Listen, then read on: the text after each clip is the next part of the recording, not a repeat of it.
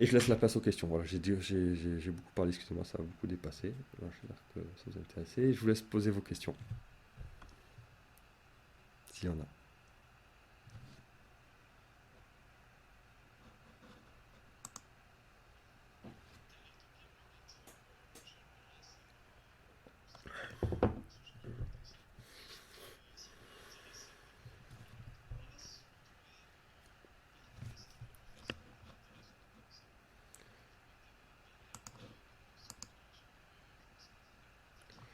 Voilà, alors, oui. Alors, moi, vraiment, je conseille de lire Mes idées politiques. C'est court, en fait, relativement court, c'est pas très long. Vous le trouvez sur Internet, euh, en libre service. Si vous, je crois sur le site moras-net, il y a une version numérisée. Et voilà. Ça a été. Je sais plus s'il y a des rééditions. Enfin, en tout cas, vous le trouvez sur Internet facilement. Donc, ça fait un PDF, ça fait 140 pages à peu près. Et vraiment, je conseille de lire ça parce que c'est le mieux. C'est ramassé. C'est c'est un des rares livres qu'il a écrit en étant au calme, parce que grâce à la République, il était en prison. Donc c'est bien d'être en prison de temps en temps, vous voyez, ça vous donne du temps pour sortir de la mêlée et vous poser. Donc il résume tout de façon très claire et ça permet de vraiment rentrer dans Maurras. Parce que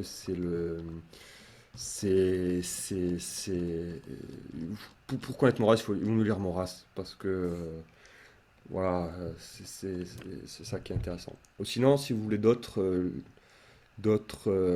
classiques de lui, ils sont tous relativement courts, c'est le général Monk. Ça, en fait, c'est des longs articles fleuves, mais qui sont quand même très bien. Le général Monk, de la possibilité du coup de force. Tout ça, c'est sur moras-net, donc vous pourrez le trouver. L'avenir de l'intelligence. Euh, euh, bon, l'enquête sur la monarchie, qui n'est pas si longue que ça non plus, mais je vous dirais plutôt dans un second temps. C'est vraiment mes idées politiques. Vraiment, s'il y a une chose à lire et que le reste faut oublier, c'est ça.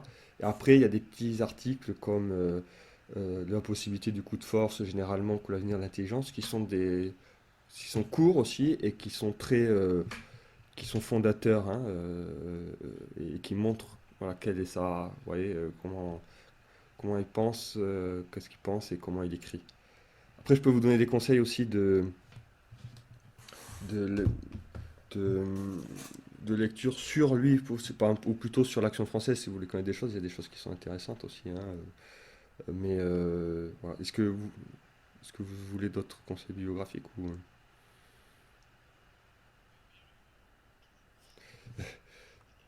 Alors, pour Maurras lui-même, ça, c'est très... je dirais que ces œuvres-là sont essentielles. Trois idées politiques aussi, hein, en plus, pour Maurras, donc je résume. Hein. Donc, mes idées politiques, de la possibilité d'un coup de force, euh, euh, de Thiel à Tanger aussi, pour la politique extérieure, généralement, l'enquête sur la monarchie, et de trois idées politiques, je crois que ça s'appelle, où il critique en gros le romantisme, les Lumières et je sais plus, les Sainte-Beuve, je sais plus, et ça aussi très intéressant. Ou sinon alors là c'est pas Maurras directement, mais donc sur Maurras ou sur l'Action française, alors il y a beaucoup de livres hein, évidemment. Euh, alors peut-être, alors si vous êtes pressé, ils ont tous leurs défauts, mais ils ont tous leurs qualités aussi. Par exemple, il y a Olivier Dard qui a beaucoup écrit sur Action française. Ces livres sont intéressants. Aussi, un livre très intéressant que j'ai trouvé, c'est celui de Stéphane. Alors, est-ce que Olivier Dard, vous voyez ici? Là, celui-là, c'est Charles Maurras. Il a écrit ça récemment. À l'heure actuelle, je pense que c'est en activité, c'est l'universitaire le plus qu'il connaît bien. Ensuite, il y a aussi, qui a déjà 15 ans à peu près, Stéphane Giosanti, ça s'appelle. Il s'appelle l'auteur. Giocanti, ça s'appelle Maurras, le chaos et l'ordre. qui est assez intéressant aussi, hein, qui parle de sa vie et de l'Action française. Et ou sinon aussi, pour l'Action française, le livre de François Huguenin. Tous ces livres-là sont intéressants parce que donc c'est des universitaires, donc et- ils sont ni alors, quand ils sont universitaires, ils sont obligés de prendre des petites précautions. Voilà, il y a toujours des petites précautions, pas oratoires, enfin, c'est à l'écrit, mais enfin. Mais ils tombent ni dans l'idolâtrie, ni dans. Mais en fait, c'est ça qui est intéressant, c'est qu'a priori, ils seraient plutôt des gens qui pourraient être, vous voyez, pas très favorables à Charles Maurras, et en fait, ils reconnaissent aujourd'hui, avec le recul, tout un tas de réalités, en fait, qui permet de mieux comprendre l'époque, bah, tout ce côté de l'action française qui est pas, qui est pas du tout un mouvement révolutionnaire. Et donc ça. Et si vous êtes. Bon, ça, c'est pour donc, quelques livres, hein, donc, François Huguenin, l'Action française, les œuvres d'Olivier Dard, comme celui-ci, Stéphane Giosanti, Maurras, le Carré et l'Ordre, et un autre aussi qui était pas mal, Jacques Pogam, donc Paugam, L'âge d'or du maurassisme, où il manque, qui est très intéressant pour se rendre compte de à quel point la Première Guerre mondiale a été, euh, pour l'action française en particulier, mais en fait ça reflète aussi ce qu'a été pour la France en général, comment ça a été un coup dur qui a tué en fond la vivacité de l'action française. En fait, parce que l'âge d'or de l'action française, c'est après la Première Guerre mondiale. euh, mais au fond, la Première Guerre mondiale a massacré toute la jeunesse qui aurait pu faire la restauration après, en fait, dans un autre monde. Voilà. Au fait, et sinon, il y a aussi, si vous cherchez, ces livres sont pas forcément, je ne recommanderais pas forcément, mais ces conférences sont vraiment bien. Si vous cherchez, je pense que ça va être encore sur YouTube, j'imagine que ça n'a pas été censuré. Mais un monsieur, Jean-Claude Dupuis, un Québécois, euh, catholique, traditionnaliste, et qui... Alors c'est intéressant parce que nous on connaît très mal ça, mais au Québec il y a aussi une histoire du maurassisme important, qui là-bas n'est pas forcément réaliste dans le cadre du Québec, parce que un peu comme pour Salazar, vous voyez, mais avec les... Et donc c'est un universitaire qui s'appelle Jean-Claude Dupuis, Dupuis, et je crois qu'il a, c'est Mouvement Tradition Québec, il a fait une longue conférence de 3 heures, Charles Maurras, nationalisme et monarchie, et c'est très intéressant aussi. Voilà, c'est ce que je peux vous donner comme conseil. Je peux envoyer un message si vous voulez, avec la liste aussi, si c'est plus simple après.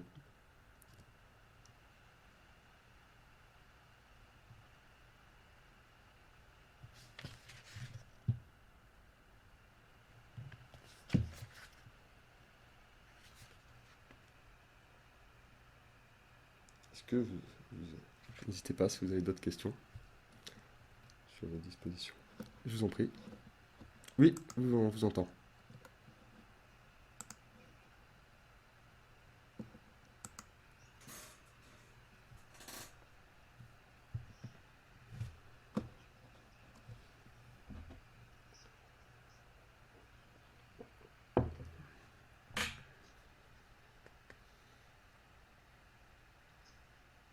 Ouais, c'est ça.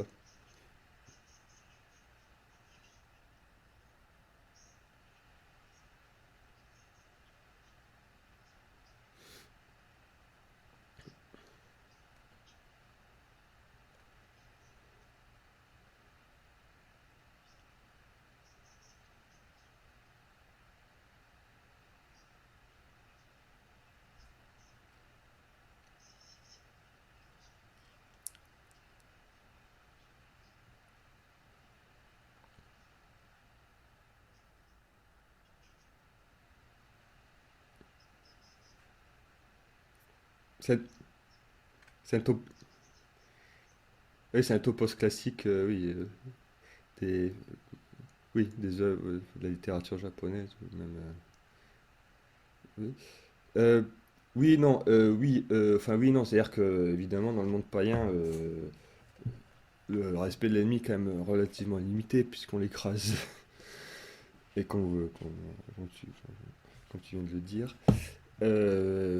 Non, ce que je voulais plutôt dire, c'était, vous voyez, enfin, euh, euh, le cou- oui,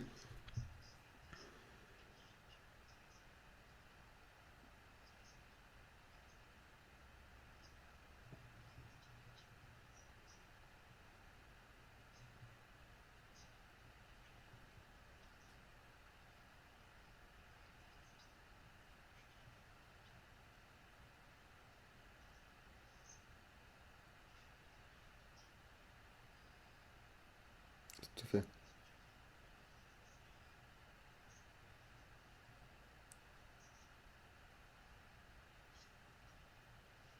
c'est ça. Oui, tout à fait.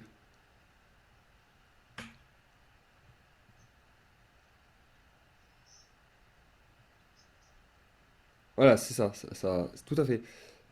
En fait, c'est ça, c'est-à-dire que la force, là, c'est plus, c'est la force intérieure au fond aussi. C'est-à-dire que dans le monde païen, la force, c'est la force brute, celui qui est le plus fort physiquement ou même politiquement. Mais dans le monde chrétien, oui, la force, c'est pas ça, c'est la force intérieure. Et c'est pas notre force, effectivement, c'est c'est euh, c'est la, c'est la force de Jésus-Christ, en fait, et la force de Dieu, et la foi ou la vertu de Dieu, et la force de la vérité aussi. Donc le combat commence d'ailleurs par là, c'est pour ça que les catholiques sont persécutés en général, c'est parce que il faut dire la vérité à temps et en contre-temps. Il y a des façons de la dire, et il y a des façons de combattre. Euh, euh, oui, voilà, donc il n'y a pas la force, c'est pas la force humaine, c'est la force chrétienne, donc c'est la force qui ne vient pas de nous. Et c'est pour ça qu'on arrive à se battre, j'allais dire, franchement. Parce que, en fait, normalement, à ce moment-là, on se bat plus. Il n'y a plus l'orgueil. Enfin, il faut arriver à sortir à se tuer son orgueil. On se bat plus pour soi, en fait. On se bat pour la vérité, pour Jésus-Christ, pour la gloire euh, de Dieu. Donc, nous, on s'efface. Donc, c'est beaucoup plus facile de se battre, franchement, finalement. Mais ce que je voulais dire dans le respect de l'ennemi, c'est bon, alors ce respect des formes, donc dans ce sens où même dans le combat tout n'est pas permis, ce qui peut sembler logique, mais en fait dans un monde païen c'est pas très vrai, et dans le monde apostat à l'heure actuelle il y a de moins en moins il y a plus de cet art de règles quoi, hein. Quand je disais respecter, c'est aussi son ennemi, c'est aussi respecter les règles, et puis d'autre part c'est aussi le côté chrétien, c'est-à-dire que euh, euh, il faut aimer son ennemi, on veut sa conversion, et en fin de compte, c'est pour la paix. Pour, c'est pas pour imposer ses idées, on s'en fiche ses idées, quoi. C'est juste que, objectivement, c'est là où il y a toute la différence. Et donc, en pratique, c'est une question prudentielle et il faut savoir. Mais quand l'ordre est floué, quand il y a quelque chose de contre nature qui est faite et qui fait beaucoup de dégâts, et ben, c'est un devoir de l'arrêter. Donc c'est là où il y a le combat et c'est là où il faut utiliser aussi de la force, parfois physique, hein. C'est pas une négation de la force physique. Et David, quand il bat Goliath, a priori il part perdant, mais il part quand même, oui. Et, il se bat, quoi. Ouais, voilà, c'était ça que. Et qui décomplexait aussi, enfin ça c'est quelque chose plutôt dans l'ambiance des années peut-être 30 ou dans cette époque-là où on arrivait à faire une distinction.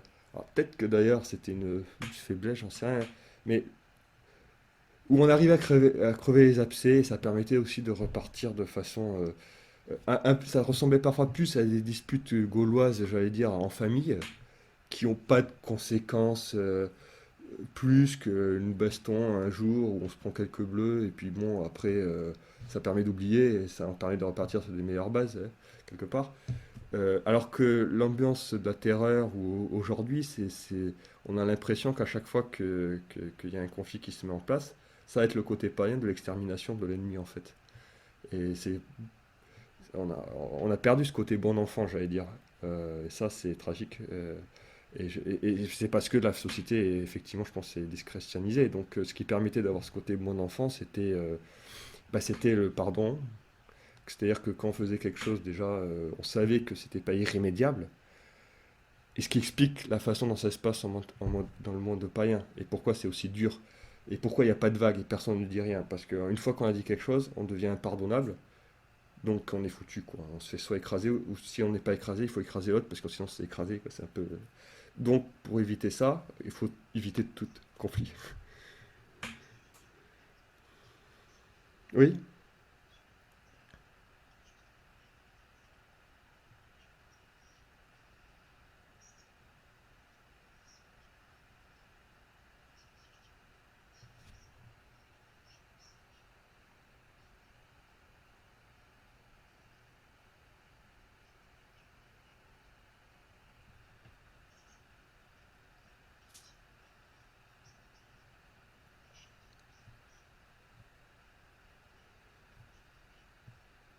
on passe l'éponge, voilà.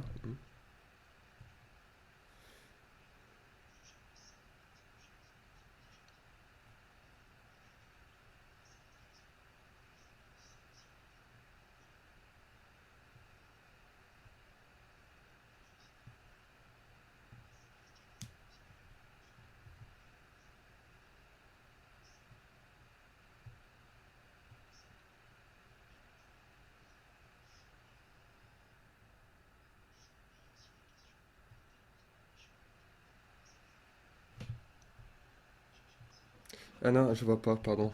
C'est à quel endroit? Euh, alors, je trouve... Euh, alors,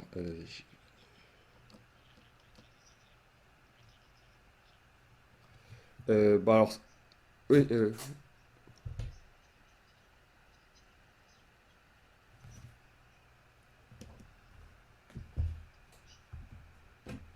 non, je ne connaissais pas. Non, celui-ci, non, je ne connaissais pas.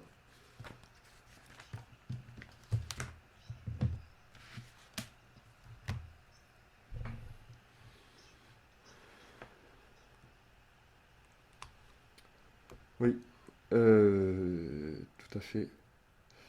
Ah, et pour la réponse, donc oui, c'est ça. Mais enfin, c'est-à-dire pourquoi le but, c'est pas de lire quelqu'un qui a des idées politiques. Le but c'est de lire quelqu'un qui a, c'est-à-dire d'une saine doctrine. Donc, et puis bon, après, on est français, on n'est pas. Enfin, voilà, il fait partie de ce patrimoine et il dit des choses vraies. Et donc, pourquoi c'est important? C'est parce que il faut des principes. Pour agir dans le bon sens, il faut agir selon des bons principes. Et si on n'a pas les principes, notre action est, j'allais dire vouée à l'échec, pas forcément à l'échec, mais enfin, c'est comme si, effectivement, c'est comme si on se promenait dans le noir. Donc, ça peut être le pire comme le meilleur. Et de toute façon, dans la durée, ça ne marchera pas. Il faut agir euh, selon les bons principes. Donc, ça demande la nécessité de formation. Et ça c'est pas nouveau, hein. Ça, c'est, bah, l'Église a toujours prôné ça, c'est-à-dire il faut avoir le catéchisme, avoir une doctrine claire, la savoir pour pouvoir vivre vraiment chrétiennement. Bah, c'est le même principe en politique. Les légitimistes disent ça, il faut se former. Ça veut pas dire qu'il ne faut pas agir, c'est qu'il faut se former pour bien agir. L'action nous apprend des choses, elle nous apprend à exercer les vertus de prudence, etc. Mais enfin, en attendant, quand il y a des décisions à prendre ou des actions à prendre, on décide bien par rapport à des principes qu'on a parce qu'on est clair avec notre intelligence. Et donc, si on n'arrive pas à lire ce qui se passe, si on ne comprend pas ce qui se passe, si on ne sait pas ce que c'est que l'ordre naturel et la loi naturelle, ben, on ne peut pas prendre les bonnes décisions. Et voire pire, il serait encore pire de prendre des bonnes décisions avec de mauvaises raisons quelque part, si on y réfléchit bien. D'avoir par instinct une conclusion qui est juste, mais avec des mauvaises raisons, et n'est pas aussi, c'est pas quelque chose de forcément bon. Je crois qu'il y avait d'autres questions pour le monsieur. Ah, j'arrive pas à voir.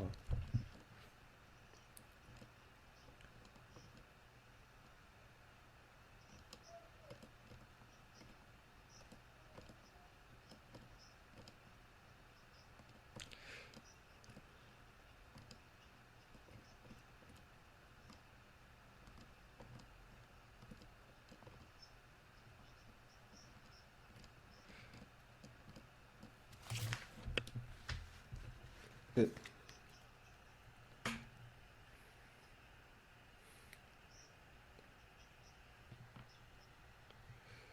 oui, alors, non, c'est une question à être enfin, forcément importante, puisque c'est ça surtout, quoi, aussi on le retient sur ça.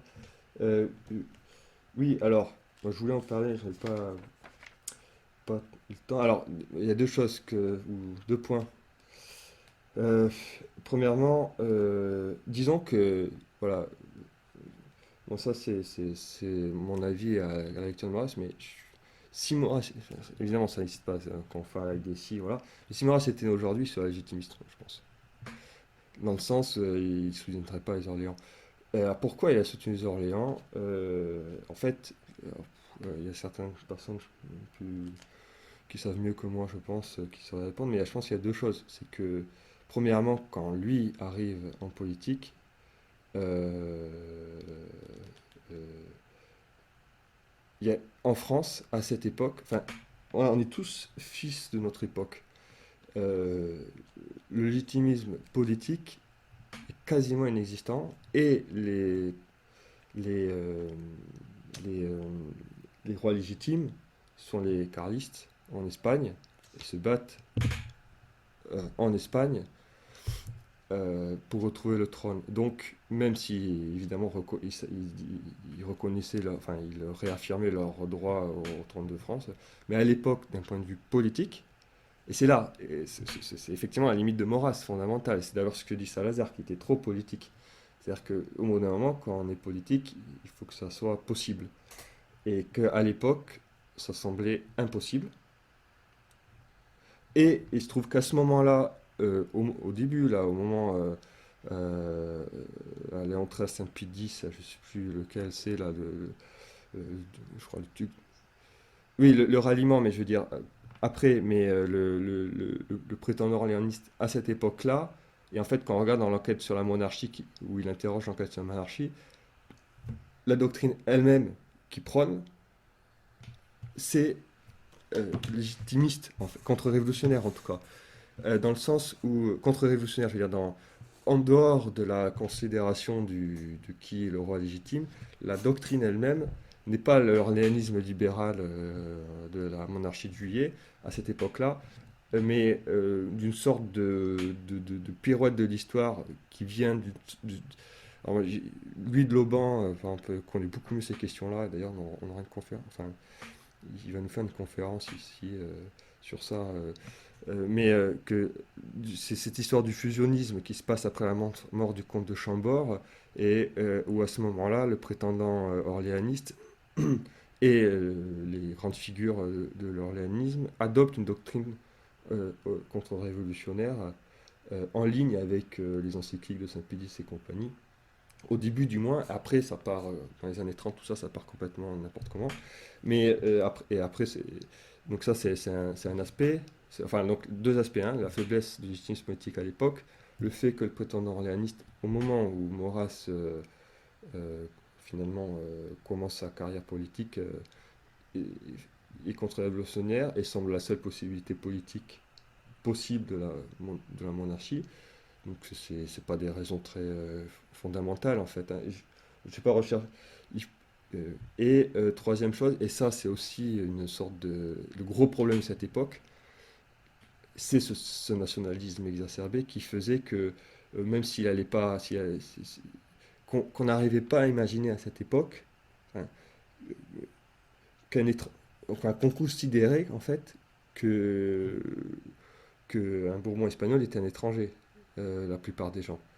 Et à tel point que c'est ce qui explique la Première Guerre mondiale et que même les prêtres catholiques à l'époque disaient qu'on pouvait aller mourir pour la patrie et tout ça. Et d'ailleurs, Maurras s'en est mordu les doigts de ça un peu parce que il disait à la fin de sa vie, c'est cité dans les Deux patries de Jean de Vigry. Maurras, dans une dernière lettre au président de la République en 1953, par Vincent Auriol, disait ça: une patrie, ce sont des champs, des murs, des tours et des maisons, ce sont des autels et des tombeaux, ce sont des hommes vivants. Donc même s'il parlait de nation, de patrie, vous voyez, il avait vraiment une vision de la patrie classique, incarnée, et où, en gros, si tout le monde meurt pour la patrie, qu'il n'y a plus personne, il n'y a plus de patrie. Donc la mort pour la patrie n'est pas une obligation, enfin, n'est pas un absolu, n'est pas une obligation. Et ça, c'est une dérive du nationalisme révolutionnaire, du nationalisme idéologique, qui demande du sang pour du sang à l'hôtel patrie, etc. Alors que non, le sacrifice, saint Thomas d'Aquin en parle d'ailleurs, est un sacrifice pour la patrie, est un grand sacrifice, mais n'est jamais une obligation et doit être fait pour le bien. Donc si ça doit tuer 25% de la population, c'est clairement pas un bien.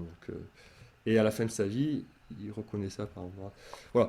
Donc ça ne règle pas la question de l'aranisme. Après, c'était quelqu'un de fidèle, donc une fois qu'il a engagé sa fidélité envers quelqu'un, et surtout que de toute façon, on peut pas savoir, parce que vraiment, c'est ça qui est paradoxal, mais quand Maurras arrive finalement, l'époque, et c'est pas la faute de Maurras, hein, c'est ça qu'il faut, parce que souvent, il y a peut-être un côté, allez, si le légitimisme a été faible à cette époque-là, c'est parce que l'action française était forte. Non, je pense que c'est justement parce que le légitimisme politique était faible que s'il n'y avait pas eu Maurras, aujourd'hui, il n'y aurait plus trop de royalistes, quoi. C'est-à-dire il a maintenu une doctrine contre-révolutionnaire avec cette fidélité malheureuse. De toute façon, ce qui est drôle, c'est qu'en 1937, pour revenir à 1937, quand il écrit Mes idées politiques, euh, il se fait aussi, comment dire, euh, enfin donc le prétentant analyste de l'époque, qui n'est pas celui du début de sa carrière et qui est extrêmement libéral pour le coup et qui arrive plus à, qui est clairement beaucoup plus à gauche que ses troupes. Et il renie, c'est quoi le mot, enfin je sais plus, mais il renie l'action française et Charles Maurras. Et Charles Maurras, il a une attitude très tradie dans ce sens-là. Il dit c'est pas parce qu'il nous renie que nous, on reste sujet du roi, et puis point barre. Mais à l'époque, là, malheureusement, la question légitimiste, en dehors des cercles universitaires et quelques familles fidèles, avec ce qui se passe en Espagne et tout ça, n'est pas d'actualité. Je pense vraiment que c'est une question plus d'époque que de fond. Et clairement, pour Maurras, là, c'est une question de possibilité politique. Et se posait, autant il était intéressé par, au fond, l'ordre et la loi naturelle, autant c'était pas un juriste. Et les questions de droit, il s'était pas vraiment intéressé à ça, en fait. Bon, je ne sais pas si c'est une réponse, mais c'est en tout cas des éléments. Et il y avait une troisième question, je crois. Et le problème c'est plutôt les disciples de Maurras qui, aujourd'hui encore, s'accrochent à l'orléanisme parce que ça a été toujours comme ça pendant 70 ans, alors que c'est complètement en contradiction, en fait, avec la doctrine de leur maître euh, le réalisme politique. Et enfin, aujourd'hui, il n'y a pas photo, normalement, hein. Tous les maurassiens devraient être légitimistes, en fait. C'est ça, au fond, que j'ai envie de dire aussi à l'heure actuelle. S'ils sont cohérents avec cette doctrine-là, avec le réalisme politique, avec la réalité de l'orléanisme en tant que doctrine, et le prétendant qui avec, après l'après-guerre, s'est complètement dévoyé, hein. Il n'y a plus de doute, il n'y a plus du tout de contre-révolution dans la doctrine orléaniste depuis la Seconde Guerre mondiale, quoi, hein. Donc,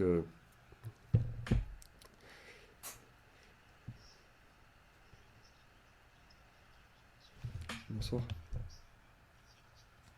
Bonsoir, merci à vous. Bonsoir.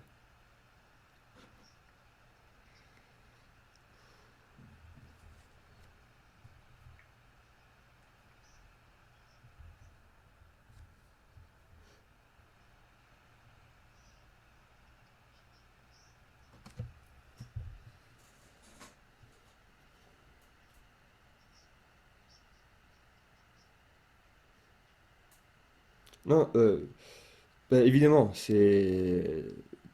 il y a Maurras et ses disciples, et évidemment, dans ses disciples, il y avait des gens qui n'étaient pas très catholiques.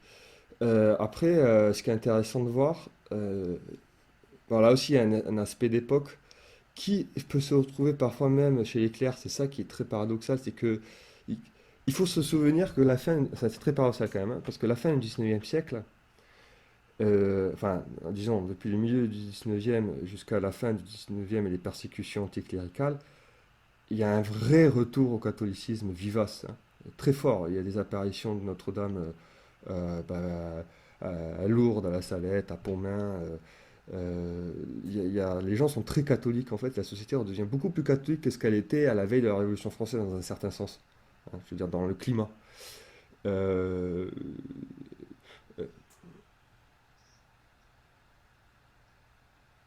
Voilà, c'est ça, Sainte-Thérèse, on a tout un... le cœur d'art, c'est un peu avant, mais... Et puis il y a la reconstruction Notre-Dame. On dit Notre-Dame a brûlé là, mais Notre-Dame était en ruine.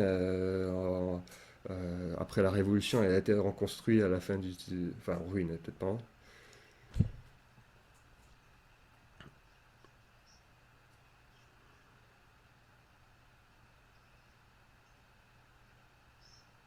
C'est ça, C'est-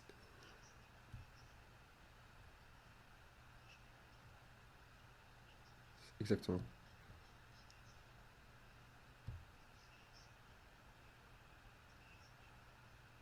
C'est ça.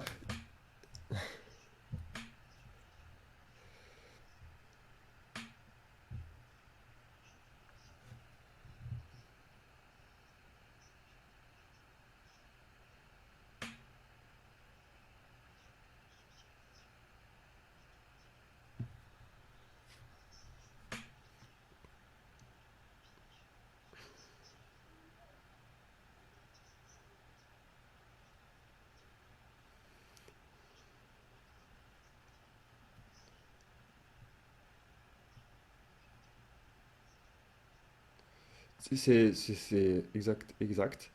Tout à fait exact. Euh, oui, et en fait, il y a un tragique de cette époque, c'est que comme le pouvoir politique est déficient, c- ben, les gens de volonté ont tendance à exiger. Il y a une sorte de papolatrie qui se met en place, dont on est très victime à l'heure actuelle, qui n'existait pas avant, parce que ça devient le seul référent. D'ailleurs, Joseph de Maistre, tout à la fin de sa vie, quand il écrit son Du Pape, euh, comment dire, présage de cette tendance qui arrive la déception ou la défaillance des pouvoirs politiques fait qu'on commence à demander aux clercs et aux papes de faire de la politique alors que c'est pas leur boulot en fait. Dans l'histoire, il y a eu des exceptions, mais la seule exception qui a vraiment marché dans l'histoire, si on réfléchit bien, c'est la fin de l'Empire romain, le début du royaume chrétien, avec tous les Saint-Rémy, Saint-Loup, tous ces saints évêques qui étaient aussi les chefs politiques, Saint-Ambroise. Et quand on y regarde bien, tous ces saints-là, tous ces saints évêques, vraiment des saints évêques qui étaient très très très catholiques, mais aussi des grands seigneurs, avant de se convertir, ou disons par leur éducation, étaient des grands seigneurs en fait. Donc ils avaient la politique vrillée au corps. Saint-Rémy, c'était une des plus grandes familles gallo-romaines, par exemple, qui avait énormément d'esclaves, qui était seigneur, qui savait ce que c'était que faire la politique. Saint-Ambroise, euh, il n'était pas encore baptisé. La population à Milan vient le chercher et dit vous allez devenir l'évêque. Et puis il a été extrêmement un nombre de fois, etc. Mais c'était vraiment une exception, quelque part. C'était que ces grands saints de cette époque étaient déjà des seigneurs. Ils savaient ce que c'était la politique. Ils faisaient la politique naturellement, quelque part. Ils n'avaient même pas besoin de poser la question, ils en ont toujours fait. Ils savaient comment ça fonctionnait.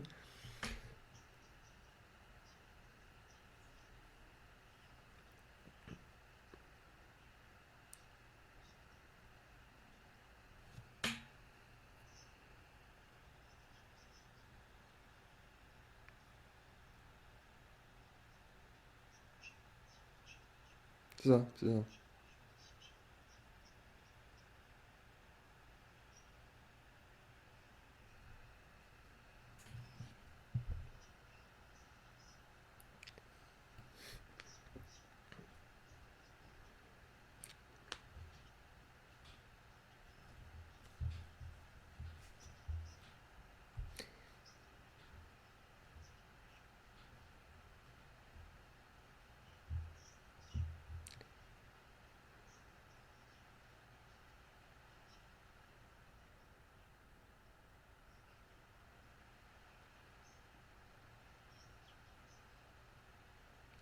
C'est ça.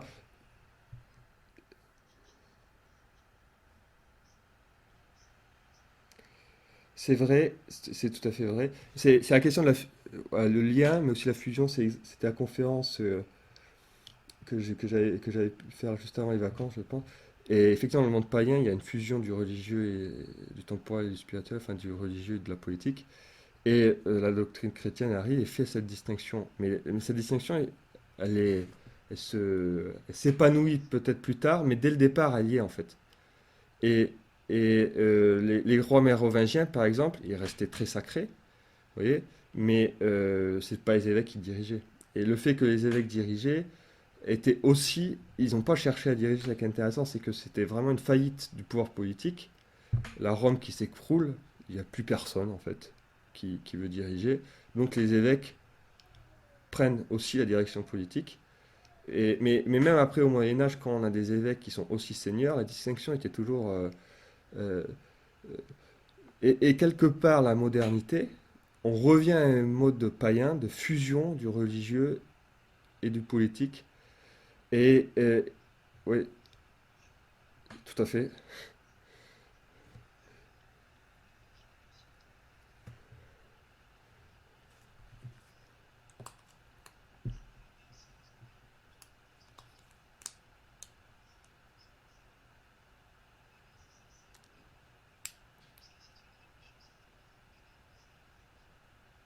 Il fallait supprimer l'Église catholique pour ça.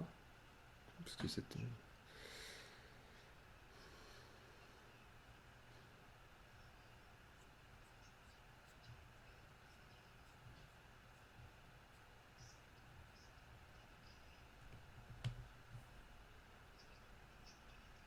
ça.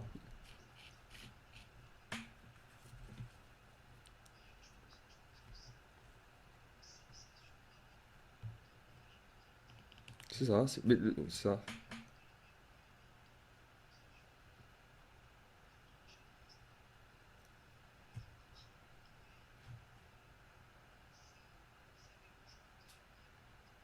Oui, ou des idoles, parce que par exemple, ce qu'on vit là, avec les histoires de Corona, bah, il y a une sorte de.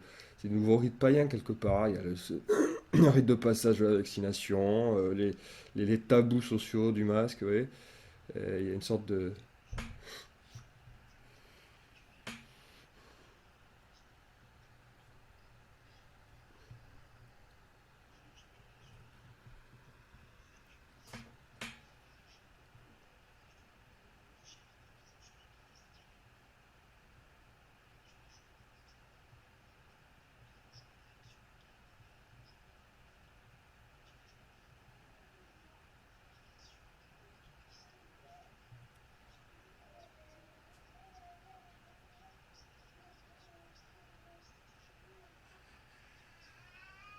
Oui, il y a une divinisation du chef politique, ça c'est vrai.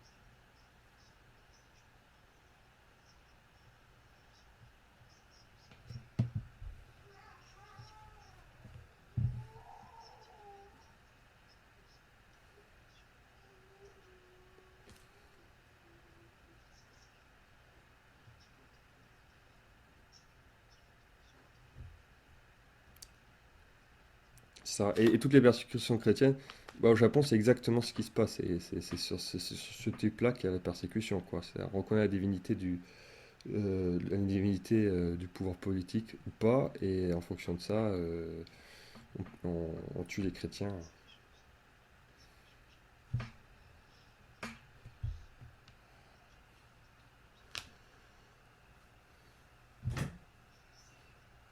On faisait fouler du pied des images saintes pour les repérer quand c'était déjà exterminé. Mais le problème de fond, c'était le même, c'est-à-dire que le prétexte, c'était de dire que bah, s'ils sont catholiques ou chrétiens, ils ne seront pas bien fidèles au pouvoir politique parce qu'ils ne reconnaissent pas la divinité, etc., etc. Et donc, c'était pas la même modalité. Oui, bah,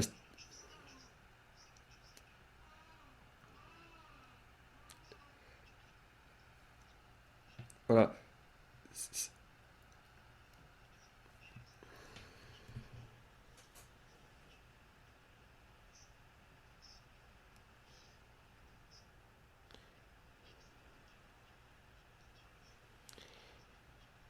Bah, par, disons, ricochet. Alors, ça ressemble beaucoup au franc avant la conversion, c'est-à-dire les empereurs sont des descendants des dieux, et donc on n'est pas très loin donc c'est des dieux, même s'ils sont un peu différents des dieux célestes. Et donc pendant la Meiji, après, ça devient une divinisation beaucoup plus accentuée par une sorte de mimétisme par rapport au monothéisme qui sont plus purs. Et les shoguns se sont fait. Bah, c'est le Toshogu, c'est le culte à Tokugawa, après sa mort, qui est divinisé. Comme les Romains, hein, une sorte d'apothéose où on divinise, où la personne morte devient divinée, où il y a un culte. Bah, c'est le Toshogu à Nikko, là, l'endroit très touristique. Bah, c'est pas simplement le tombeau du shogun, c'est le sanctuaire qui rend un culte au dieu, enfin à la divinité, à la manne divine des shoguns. Et ça a commencé même avant les Tokugawa, c'est-à-dire que euh, le Nobunaga, c'est une question qui est disputée historiquement, mais enfin, au moment où il est mort, il y a eu quelques rites où c'est quasiment, enfin, on sent qu'il avait envie de, enfin, en tout cas, il y a des gens qui voulaient le rendre Dieu, enfin, faire une sorte d'apothéose. Non, non, non, non, pendant sa vie, de faire une cérémonie d'apothéose, comme César qui est une apothéose, pas un triomphe, une apothéose, c'est-à-dire on fait un culte à quelqu'un qui est vivant, quoi. Voilà. Et le Hideyoshi était pas mal non plus, dans le sens où, et en gros, il disait qu'il. Alors, est-ce que là, il y a une sorte aussi de mimétisme chrétien très pervers? Enfin, en gros, on savait pas qui était son père. En gros, il était né d'une femme. Et en gros, la légende après officielle, c'était que sa mère avait été fécondée par, je sais pas, c'était quoi, le soleil, voilà, c'est ça, un truc comme ça. Et donc, lui était descendant du soleil. Enfin, voilà, c'était. Bon, ça ressemble- ça, les détails sont un peu différents, mais on est complètement dans le. Il se prenait pour un dieu vivant, hein. Voilà. Non, voilà. Donc, dans sa persécution des chrétiens, au fond, ce qu'il ne supportait pas, c'était qu'on lui disait, vous êtes le chef légitime élu par Dieu, mais vous n'êtes pas Dieu. Et ça, pour un type qui devient, qui se prend pour Dieu, c'est insupportable. Bon, oui, bonjour Olivier. Enfin, bonsoir plutôt.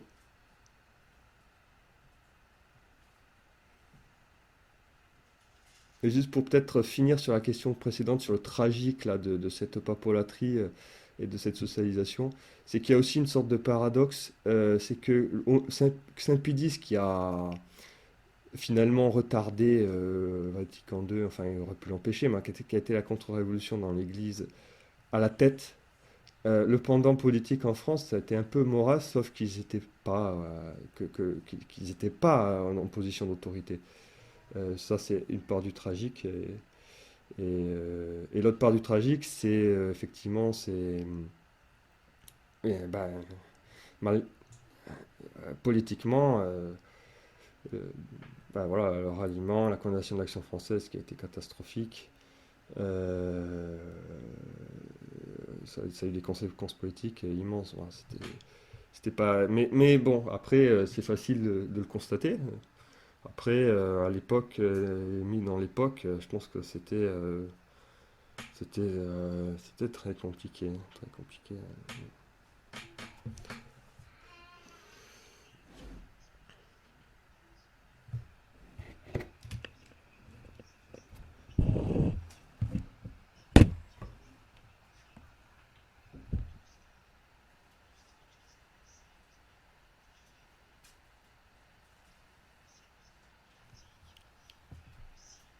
C'est ça, tout à fait. C'est- c'est- voilà, et pour l'Église en France en particulier, ça a été une catastrophe. Et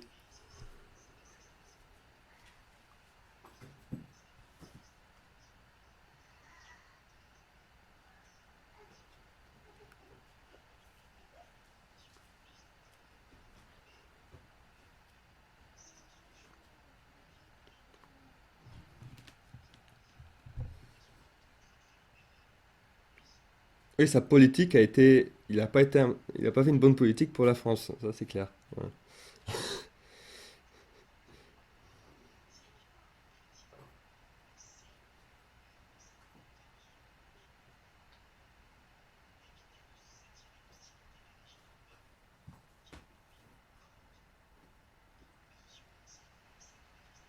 Oui, effectivement.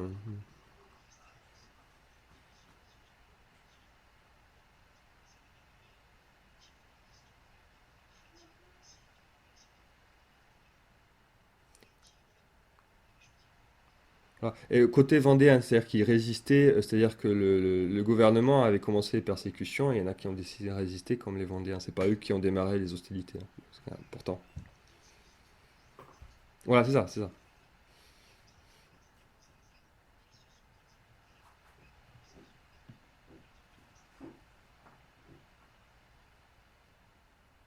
Ouais. Olivier avait une question peut-être?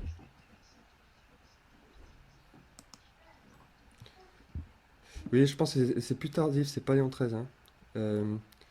Euh, les Cristéros, c'est pas, c'est pas sous Pie XI. Enfin, bref, mais voilà, c'est pas, je pense qu'il faut pas être noir ou blanc sur ces.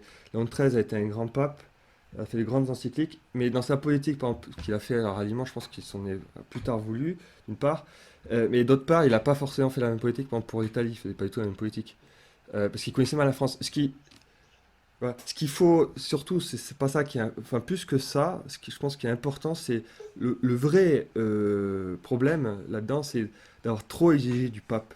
Parce qu'en fait, il n'a pas fait ça de son mouvement, c'est qu'il y a tout un tas de pressions de partout qui lui demandaient d'agir, d'agir, d'agir.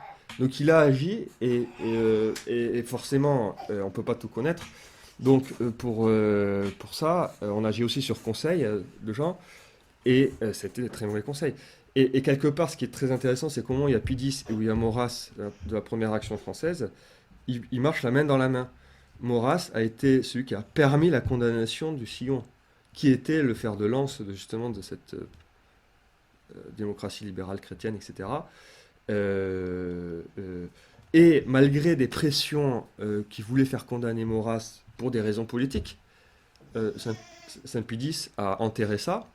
Et ça a été ressorti plus tard, de façon complètement politique, en fait, de vengeance par rapport à la condamnation du Sillon, quasiment, et par faiblesse politique de Pie XI. Je crois que pour les chrétiens, c'était Pie XI aussi, où bah, c'est toujours pareil dans ces questions de prudence, où à force d'être. Voilà, il faut se mettre aussi à la place, hein, mais, mais je pense que surtout, en tout cas, le constat de cette époque-là, c'est que c'est le tragique de l'époque aussi qui faisait qu'il y avait quasiment qu'il n'y avait plus d'État catholique qui soutenait le pape. Donc il avait quasiment plus, ou en tout cas plus d'État puissant. Et après la Première Guerre mondiale, même plus l'Autriche. Enfin, plus d'États suffisamment puissants sur lequel le pape puisse s'appuyer. Donc il se retrouve sans bouclier temporel, nulle part.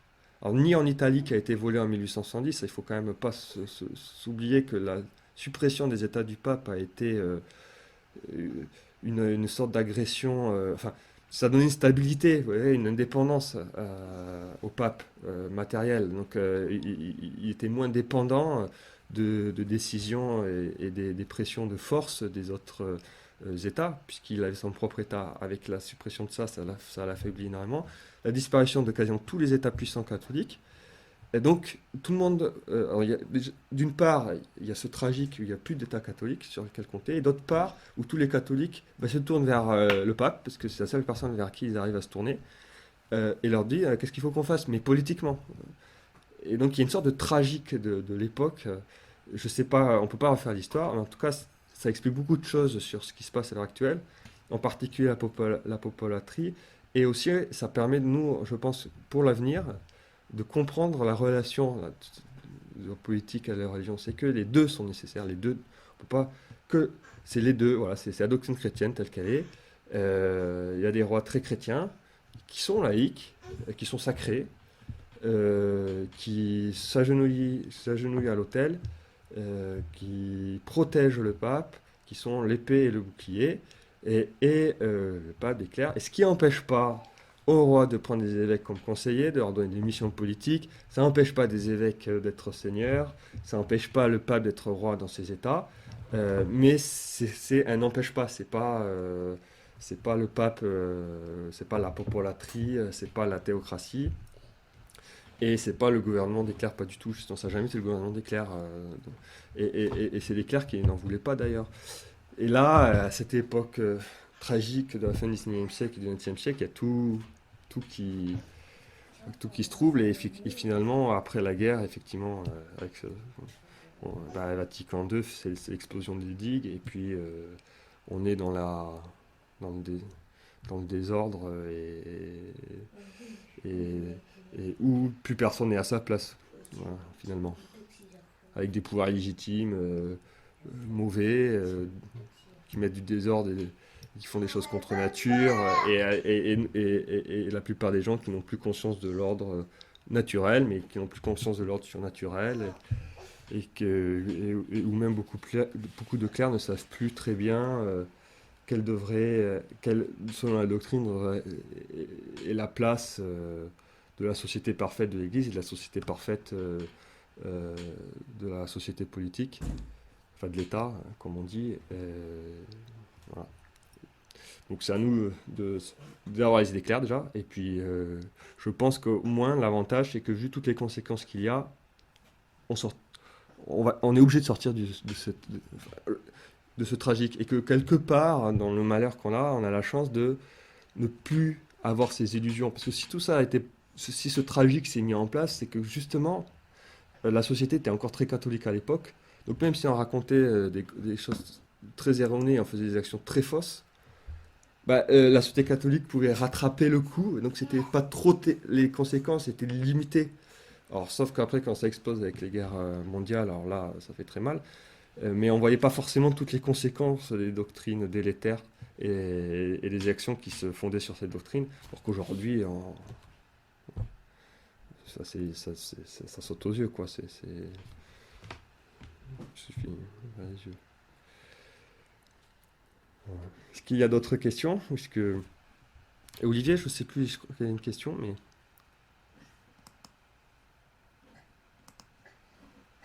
non, c'était ça. Il y avait une question d'Olivier, je crois. Ça marche pas.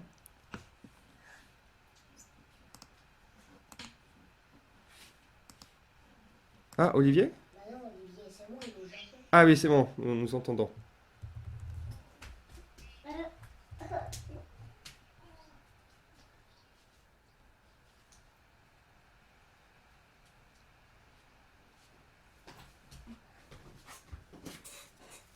Euh,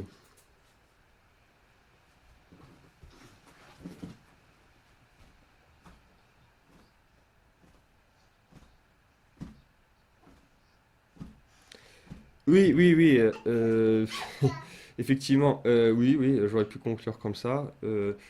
Parce que c'est vrai que, bon, que ça semble d'une part évident, mais ce que je voulais mettre comme accent, parce que en fait quand on regarde par exemple bah, au Québec, mais même Salazar, qui n'était pas un maurassien à proprement parler, mais qui a beaucoup lu Maurras, et on dit souvent que ça a été une expérience concrète du maurassisme au pouvoir et qui n'a pas fait la restauration. Enfin, que peut-être, comment dire, il est arrivé à la conclusion. C'est l'autre côté, et ça c'est une grande différence avec le légitimisme ou notre légitimisme, c'est-à-dire le côté euh, ça ne comment dire, les deux visions sont complémentaires, c'est-à-dire que Maurras euh, conclut logiquement et par notre histoire et par notre histoire et ce qu'il appelle monarchie, c'est une monarchie en fait chrétienne, c'est pas les monarchies païennes parce que quand on regarde que l'histoire de France ou l'histoire de l'Europe, on n'a plus très bien à l'époque, je veux dire, on n'avait pas l'expérience de ces monarchies païennes, donc on n'y pensait même pas. Je pense que c'était même pas dans c'était même pas dans le schéma de pensée, puisque ça faisait trop longtemps que ça n'existait plus. Et puis, c'est pas des missionnaires qui sont allés se faire manger par les cannibales, donc ils n'avaient pas l'expérience concrète de ça. Donc, en fait, ce qu'il appelle monarchie, en fait, c'est monarchie chrétienne et catholique déjà, ça, c'est important. Euh, euh, et qu'il arrive à cette conclusion, mais que, au fond, euh, par exemple, les maurassiens qui ne sont pas français peuvent arriver à une conclusion différente que la monarchie. Mais que le plus intéressant pour nous, alors évidemment, c'est un vrai, grâce à Maurras, des gens qui ne pouvaient même plus imaginer la possibilité monarchie, enfin, ou roi, parce que c'est à cause de l'éducation, tout ça, ça permet de remettre ça au centre et de dire, ah mais ouais, en fait, c'est super. Donc il a une valeur apologétique extrêmement puissante. Mais d'un point de vue légitimiste, au fond, que ça soit ça ou pas, c'est pas très important. C'est que au fond, on est sujet du roi et point. Et notre constitution en France est comme ça. Donc c'est même au-delà de ça. Mais c'est comme Saint-Thomas d'Aquin qui dirait, vous voyez, il y a euh, c'est comme pour prouver l'existence de Dieu quelque part. L'existence de Dieu, on peut le prouver avec la raison. Mais la révélation suffit parce qu'elle nous dit que Dieu existe, donc l'acte de foi suffit. Mais c'est bien aussi de pouvoir le démontrer par la raison. Bah, le rôle de Maurras dans la politique, je pense qu'il est un peu là. C'est-à-dire qu'on n'a pas besoin de Maurras pour être sujet, être royaliste, légitimiste, et parce que c'est une donnée quelque part, un peu comme la religion a donné de foi, mais que c'est bien de faire ce travail de la raison parce que c'est raisonnable en fait aussi, et c'est important de le dire. C'est pas voilà, c'est pas du délire machin. Mais ce que je voulais appuyer, c'est surtout, je pense, parce que c'est ça la grande l'apport de Maurras pour nous aussi, c'est ce côté loi naturelle, politique naturelle, la nature de l'homme et la nature de l'homme politique en tant qu'animal politique, ce côté aristotélicien, et voilà, que vraiment il se colle à ça, à cette, à essayer d'éclairer, enfin de présenter la société politique telle qu'elle est dans la réalité, selon la nature humaine. Donc l'ordre, en fait, comment est l'ordre naturel pour que justement on puisse avoir les principes qui permettent de prendre les bonnes décisions. Et que c'est dans ce sens-là où vraiment Maurras, dans notre époque, où toutes les doctrines, enfin, où la contre, enfin, où on nie même l'existence d'une nature, donc d'une vérité en fait, hein, avec ce relativisme, ce libéralisme, ça, où on nie même l'existence d'une nature objective, d'une vérité là, enfin, qui est solide, que ce côté-là, et qui est très fort dans mes idées politiques, euh, est pour nous très important, enfin, peut nous parler beaucoup pour nous refaire prendre conscience dans le côté négatif de à quel point c'est complètement absurde toutes les idéologies révolutionnaires. En fait, quand on y réfléchit 5 minutes de façon posée, et Maurras a cet avantage de dire des choses qui seraient indicibles aujourd'hui, genre la démocratie c'est la mort, mais c'est vrai, c'est vrai, c'est vrai, c'est vrai. Et donc il a l'avantage de décomplexer par rapport à ça et de nous rappeler l'absurdité de toutes ces lumières, de toutes ces pensées modernes. Et derrière, mais pas de nous laisser sur notre faim, de réaffirmer les principes naturelle, de la politique naturelle. Et l'apport voilà, de la recherche que j'ai fait, ce que je voulais dire, c'est que ces conclusions qu'il apporte, il n'aurait jamais pu les apporter s'il n'avait pas le fond catholique. Et que c'est impossible d'avoir les idées aussi claires si c'est pas dans une société catholique, avec une éducation catholique, avec quelqu'un qui connaissait très bien Aristote et saint Thomas d'Aquin, etc. Donc Maurras, c'est un nom. Euh, Sa personne est très attachante par ailleurs, mais en fait on s'en fiche finalement. Euh, mais il aurait pu s'appeler Dupont. On s'en fiche finalement de qui c'est. Ce qui est intéressant dans ce qu'il dit, c'est qu'il s'efface par rapport. C'est comme saint Thomas d'Aquin. J'allais dire, ce qui est important, c'est pas que ça soit saint Thomas d'Aquin. C'est que ce qu'ils disent est vrai ou pas vrai. Ou comme Aristote d'autre part. Et saint Thomas d'Aquin, d'ailleurs, on aime bien Aristote parce que c'est saint Thomas d'Aquin qui est pur et il ne parle que des choses vraies dans Aristote, parce qu'Aristote était païen d'une part, et donc il n'avait pas la révélation, mais il est hyper impressionnant parce que justement sans révélation, il a dit quelques vérités, en particulier sur la politique et en métaphysique, voilà, voilà, c'est ça. Mais voilà, oui, c'est tout. On peut aussi conclure sur la monarchie, et évidemment, c'est très important. Est-ce qu'il faut que ça soit incarné? Et ce que je voulais dire aussi, parce que souvent on reproche aussi à Maurras de temps en temps, enfin certains, ou aux Maurassiens, j'en sais rien, ou aux Maurassistes, j'en sais rien, mais ce côté trop intellectuel et que ça ne serait pas incarné. Mais en fait, quand on regarde sa vie, euh, il, il- il conclut à la monarchie, mais en fait, c'est pas juste une conclusion, il applique aussi. Alors bon, il a parlé sur le mauvais cheval, donc voilà, il s'en est pris plein la tête. Mais comme il a été fidèle d'ailleurs à l'Église, malgré qu'on dit qu'ils sont incroyants, tout ça, malgré l'excommunion, c'est ses disciples qui parfois en sont partis comme ça, mais lui-même a toujours respecté le pape, ses encycliques, et reconnaissait ce qui était vrai dans ce qui était dit. Ben, de la même façon, même quand il s'est fait jeter par le prétendant orléaniste, il a eu cette attitude de sujet fidèle. Alors, il n'était pas juriste, donc c'était pas le bon cheval, donc ça, c'est sa punition peut-être, comment dire, presque immanente, j'en sais rien. Mais son attitude était vraiment traditionnelle, et ça, il faut l'apprécier aussi, c'est-à-dire que c'était pas juste... parce que parfois, on a un peu l'impression, on présente aussi ouais, l'Action française, en fait, il y avait un peu de tout, enfin c'est vrai, il y avait un peu de n'importe qui venait, et d'ailleurs, ce qui était assez... comment dire, pas cette charité, mais cette bienveillance catholique où des gens qui y arrivent et puis il y avait même des anarchistes qui étaient venus à un moment pour discuter, etc. Donc il y avait une sorte de grande liberté intellectuelle, un foisonnement, et ça c'est vrai. Mais en même temps, c'était pas, pour Maurras en tout cas, c'était très clair, c'était pas, il fallait se soumettre à l'ordre naturel. Donc le but du jeu, la discussion, c'était pas pour discuter, mais c'était pour convaincre celui qui est en face enfin de le sortir de ses erreurs quand il était dans l'erreur, de lui faire prendre conscience des erreurs et de le convaincre des vérités, quoi. C'est la fameuse phrase au début de sa carrière à Maurice Pugeot, il dit mais il n'y a pas de réaliste en France. Il dit bah, devenez-le, nous serons deux. Et ça, cet aspect-là est très... pour nous, notre époque est très importante, je pense, parce que alors, on n'est pas dans le même contexte, on n'est pas, c'est pas du tout, c'est plus la même société, c'est pas sur les mêmes sujets, mais disons même dans les attitudes intellectuelles. Et quand je disais le combat tout à l'heure, c'est aussi cette attitude un peu pas fleur au fusil, mais ouais, il faut pas un peu, c'est ça, voilà, ce côté, je sais pas, un peu enthousiasmant. Le combat est dur, mais c'est pas parce que c'est dur que c'est pas enthousiasmant. On peut prendre plaisir à combattre, c'est pas un péché. Et au contraire, surtout si c'est pour la vérité, si c'est pour Jésus-Christ, on doit être heureux de combattre. Ouais. Voilà, voilà. Mais oui, donc on peut conclure sur la monarchie maintenant si vous voulez.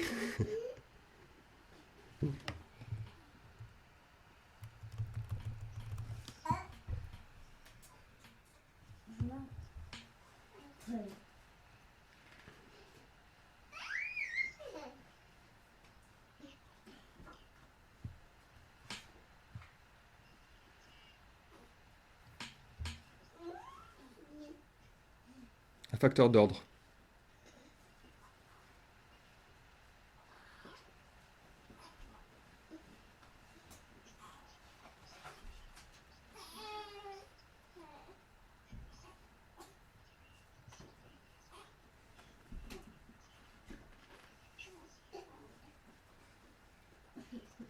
Oui, alors oui, oui, non. Alors, c'est vrai. Alors non.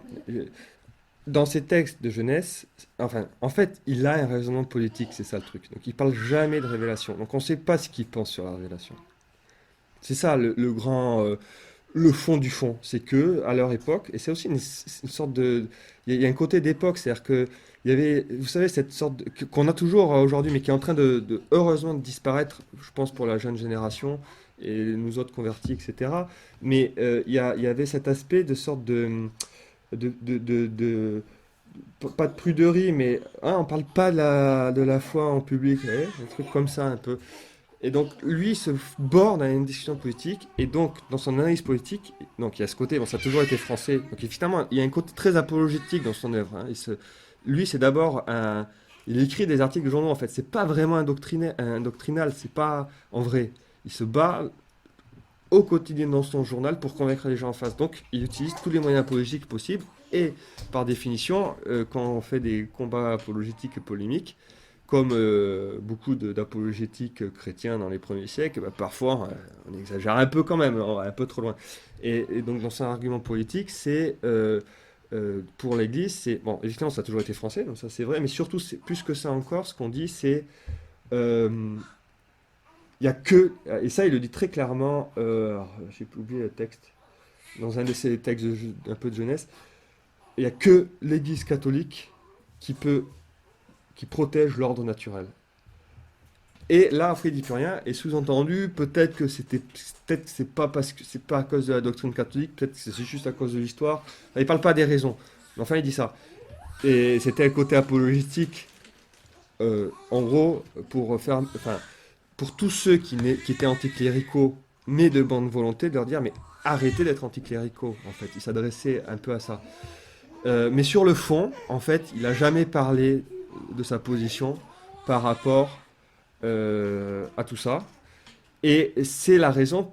Et il y a effectivement, si on sort quelques phrases, en particulier de ses œuvres de jeunesse, il y a des choses qui sont hérétiques, et c'est ça qui a été mis à l'index. Mais lui-même a dit plus tard qu'il ne fallait pas juger son œuvre à ce qu'il a écrit dans sa jeunesse, parce que quand en jeunesse, on écrit des conneries. Et ça, enfin, moi personnellement, je trouve que c'est vrai, quoi, parce que euh, bon, normalement, dans une attitude chrétienne, alors, on regarde la fin, voilà. Si si la personne finit bien en martyr, ça devient un saint, et ça ne change rien de tout ce qui est faux avant, vous voyez. Inversement, celui qui a dit peut-être beaucoup de choses vraies dans toute sa vie, mais qui finit très mal à la fin, comme Maritain ou quoi, ça ne change rien de ce qui a été dit vrai au début, mais bon, voilà. Mais ce qui est intéressant, c'est qu'après, il parle quand même par les axes. C'est que, et aussi inversement, le nombre de clercs a commencé, il y avait même des cardinaux et tout ça, hein, qui soutenaient Maurras. Et puis, l'abbé Penon, qui toute sa vie, l'abbé Penon qui l'a formé, Maurras. Hein, Maurras était formé par l'abbé Penon. Et quand il a perdu sa foi au moment de son adolescence comme ça, il a continué tout le temps à discuter. Lui-même a jamais rompu. Malgré cette crise de la foi qu'il a eue, il a jamais rompu en fait ses relations personnelles avec tous les prêtres, tout ça. Il n'est jamais tombé dans l'anticléricalisme, etc. Et puis avec le temps, euh, alors c'était quelle sœur? Enfin, il avait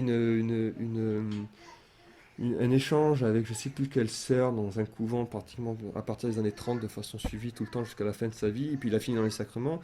Et c'est par ce travail-là aussi que finalement, après l'excommunication, enfin, elle a été levée un peu comme ce qui s'est passé par rapport, enfin, pas du tout les mêmes contextes, mais de la même façon en reconnaissant que l'excommunication n'avait pas lieu d'avoir été. Enfin, il y a vraiment un truc politique là-dedans qui s'est passé, et ça fait penser à d'autres choses de notre histoire récente, pas forcément par rapport aux mêmes personnes, mais je sais pas, aux évêques de la Francis Saint-Pédis ou ce genre de choses, de façon différente, hein, donc. Mais dans son attitude, dans son attitude, voilà, il n'en parle jamais dans ses textes, mais dans son attitude, je trouve rien. J'ai jamais entendu quelqu'un même qui voudrait dire il veut utiliser juste l'Église pour utiliser l'Église, qui dans son attitude arrive dans ses actes, dans ses actions, indique que ça. Après, il a eu des disciples qui, eux, se gênaient pas pour dire on n'a rien à faire de l'Église, mais on la garde parce qu'elle permet de garder l'ordre. Ça, c'est clair. Mais lui, n'a jamais dit ça. Et surtout, euh, voilà, il n'en parlait pas. Il n'en parlait pas. Et c'est ça qu'il faut comprendre avec moi. Il faut le laisser à sa place. Il ne faut pas en faire une idole. Il parle juste de politique, en fait. Et c'est le programme qui lui-même s'assigne. Il dit, moi, je parle que de politique. Je parlerai pas du reste. Donc, ça sert à rien de me demander. Je ne vais pas en parler. Alors, c'est une faiblesse, dans un certain sens. Mais voilà, c'est un fait par rapport à ce qu'il a écrit, à sa pensée, à sa vie. Donc il ne parle pas dans ce qu'il écrit des choses externes, en particulier dans ses écrits journalistes, dans tous ses écrits, il ne parle pas de la doctrine, de la révélation et de la vie après la mort, de la fin, etc. Tout ça, il n'en parle pas. Voilà. Mais il n'en parle pas. Ça ne veut pas dire qu'il le nie. Voilà. Et effectivement, on aurait aimé qu'il brise ce silence, mais après, quand on regarde ses actions, au début, moi, je pensais l'inverse. Hein, je pensais, comme tout le monde, hein, en fait, oui, il utilisait plus l'Église qu'autre chose, que c'était plus politique qu'autre chose. Mais bon, en fait, quand on regarde quand même son action sur toute sa vie, où il a une constance hein, dans sa doctrine aussi, ça c'est très rassurant. Hein, et comme je disais, c'est la même doctrine qu'il décline en fait aux problèmes qui arrivent tous les jours différents. Mais par exemple, dans sa attitude par rapport à l'Église, par rapport au clerc, ou par rapport même aux prétendants, et puis bon, à la fin, il finit dans les sacrements, donc.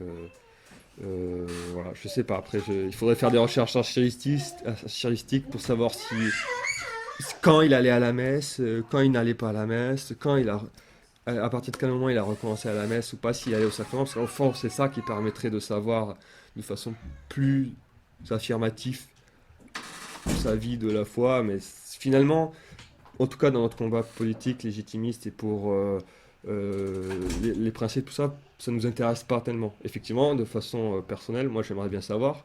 Ça serait une recherche intéressante à faire. Mais enfin bon, il y a d'autres priorités quoi. Voilà. Moi je sais pas si ça répond à la question.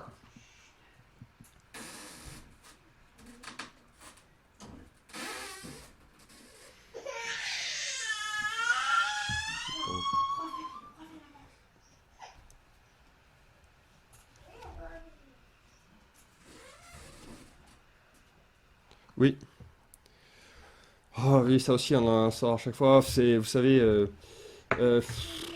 bon, en gros, oui, on lui reproche qu'il n'ait pas eu la prise de. C'est un peu mesquin comme critique, parce que comme je disais, ça.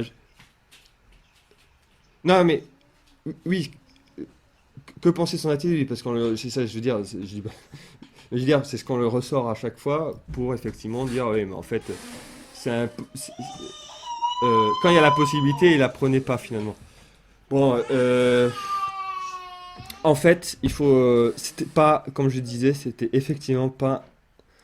Il avait la passion politique quelque part, mais c'était pas un politique. Et comme je disais, il a jamais été chef de ces mouvements. Alors le truc, c'est que les gens lui demandaient de l'être quand même, enfin, allaient le voir systématiquement. Voilà. Et puis l'autre chose, c'est que quand même, en 1934, il faut quand même se souvenir qu'il a déjà, il est né en 1868, si je m'abuse. Euh, donc il est 65 ans, donc disons qu'il est déjà plus tout à fait dans la même logique. Et puis, bon, je connais pas tous les détails de cette journée-là, mais euh, en tout cas, ce qui est sûr, c'est qu'en face, les Républicains ont eu très peur, ça c'est clair. Et que ça a été une bonne excuse pour faire toute une chose. Mais après, est-ce que Maurras aurait eu une attitude différente, ça aurait changé grand-chose? Pas vraiment certain, hein. En fait, dans ce que j'avais lu, enfin, il y a des gens qui ont étudié ça. Je crois que la conclusion de gens qui sont un peu posés sur la question, ils disent bon, au fond, euh, bah, disons que c'était pas son rôle de. Enfin, lui-même considérait que c'était pas son rôle de faire ça, de toute façon, parce qu'il n'était pas chef et il avait son âge. Et puis que de toute façon, ça aurait pas été décidé dans cette journée-là. Bon. Après, on refait pas l'histoire, hein. En tout cas, ça s'est passé comme ça. Et puis ça change. Ouais, voilà,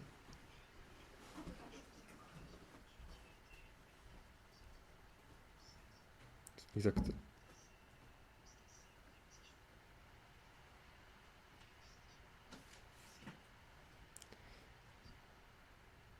Exactement, mais c'est ça qui est très intéressant pour cette époque. C'est-à-dire que ça permet. On a des visions qui sont un peu erronées par cette époque. C'est que justement ça, c'était possible dans ces époques-là. Et c'est-à-dire que peu importe de son engagement politique, son talent littéraire, parce qu'il avait un vrai talent littéraire, il avait une vraie connaissance des humanités, parce que il y a aussi le Maurras poète, etc., hein. Bref, ben, les ennemis politiques affichés et féroces à son égard reconnaissaient sans problème par ailleurs sa qualité littéraire. Et l'Académie française, institution d'Ancien Régime, n'était là pas pour faire de la politique, mais pour reconnaître la qualité objective ou la contribution objective à la langue française, à la culture française, et donc il a été élu. Et c'est ça que nous, on a du mal à imaginer notre époque, parce qu'elle n'est pas du tout comme ça, notre époque, elle est super idéologique. Mais à l'époque, malgré ces combats, tout ça, il est resté un côté très bon enfant. C'est-à-dire qu'on pouvait discuter avec un franc-maçon. L'anticlérical de base, il connaissait son catéchisme sur le bout des doigts. C'était pas des gens de même niveau, quoi. Ah, ils étaient très diaboliques, hein, c'est pas la question. Mais en même temps, la plupart, disons, les gens, les maires, disons, locaux, etc. J'exagère, mais si Don Camillo ça s'est tourné comme ça, c'est parce qu'il y avait un peu cette ambiance. Les types, ils avaient des doctrines complètement fausses et ils arrêtaient pas de bouffer du curé, mais au fond, leur curé, il aimait bien quand même, hein. Où il y a certaines limites. Il dépassait pas la ligne rouge qui faisait que ça allait mettre le désordre total.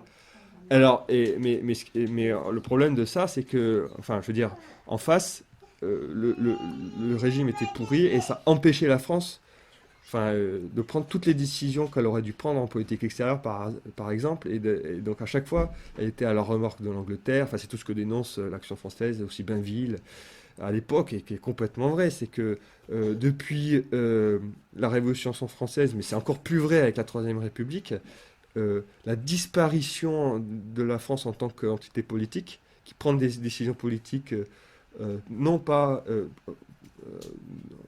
pour des vraies raisons, avec une vraie intelligence de ce qui se passe, et pour la paix, et qui peut peser... ben, la France n'existe plus d'un point de vue politique international, et c'est une cause clairement, peut-être passive, mais majeure de tout ce qui se passe au XXe siècle, de toutes les guerres mondiales. Toutes ces guerres, tout ça aurait pu être évité facilement avec une volonté politique minimale de bon sens, et de la politique capétienne, comme on dit. Et ce qui est paradoxal, je ne sais plus si j'avais dit ça, mais c'est que juste au moment où Maurras est voué aux gémonies après la guerre, je, diabolisé, complètement assassiné, c'est peut-être le triomphe de sa politique. Enfin, c'est-à-dire que les De Gaulle après, etc., dans ce qu'on estime de bon dans ces politiques-là, donc la politique extérieure en particulier, qui était effectivement une politique capétienne, et en fait était nourrie de principes maurassiens. Donc c'est très intéressant ce qui se passe à ce moment-là, c'est que d'un point de vue politique, euh, on détruit, enfin De Gaulle détruit Maurras, il en fait le- ouais, tous les mots, voilà. Mais en pratique, c'est sa doctrine qui est appliquée dans un certain nombre de domaines, en particulier la politique extérieure. Mais aussi par rapport à la vision d'autorité, le côté monarchie républicaine, c'est clairement des générations qui étaient nourries au maurassien, donc c'est très paradoxal. Et le tragique de cette époque, c'est que juste à ce moment-là, où d'un point de vue politique, il y a une politique maurassienne, enfin, disons, plus naturelle, qui aurait pu s'affermir à un moment donné où plus personne ne voulait entendre de guerre, plus personne ne voulait entendre de choses trop révolutionnaires, et où tout le monde était d'accord pour reconnaître l'autorité, etc., ce genre de choses. Et ben là, c'est paf, Vatican II, la foi qui part en cacahuète, et justement, bon, c'est une sorte d'autre tragique. bon, disons, renforcé par le fait que, comme De Gaulle a détruit Maurras, en fait, même s'il profitait de sa doctrine pour faire à un moment donné, de façon ponctuelle, euh, quelques politiques qui étaient bonnes ou meilleures, en fait, en détruisant enfin, Maurras et donc par ricochet sa doctrine, il a créé les conditions de victoire totale, je sais pas comment, du gauchisme, du communisme, du libéralisme, qui a été triomphaliste, disons, avec l'écroulement catholique dû à Vatican II à ce moment-là, quoi. Donc, c'est-à-dire que pouf, il y a tout, les digues tombent, les murs tombent, et là, c'est la débandade, quoi.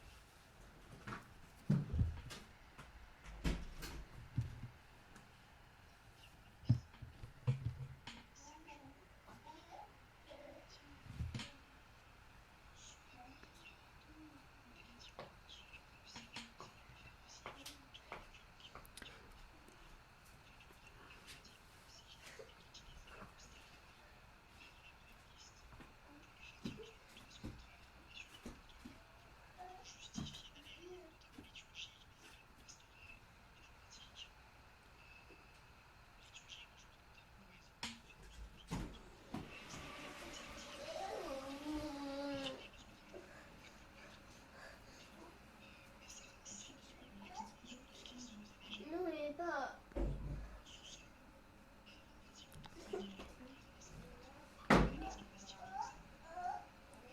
Oui, tout à fait.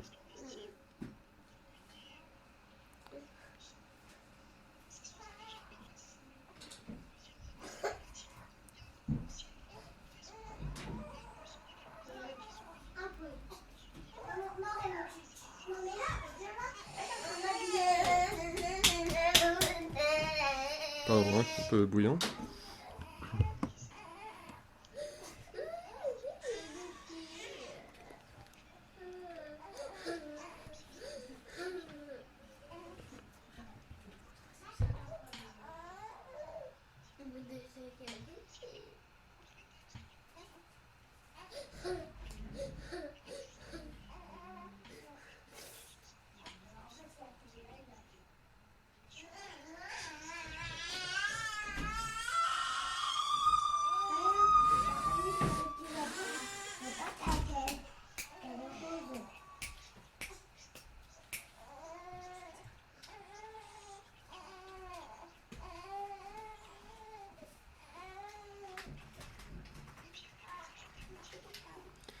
Oui, si on rentre dans ce débat, c'est compliqué.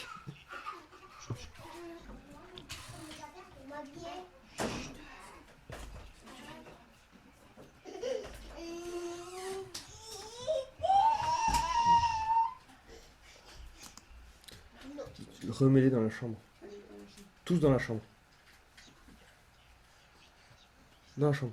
Ça va pas durer longtemps. Dans la chambre. Dans la chambre. Il est tous dans la chambre. Allez, Allez, vous levez dans la chambre. dans la chambre, vite.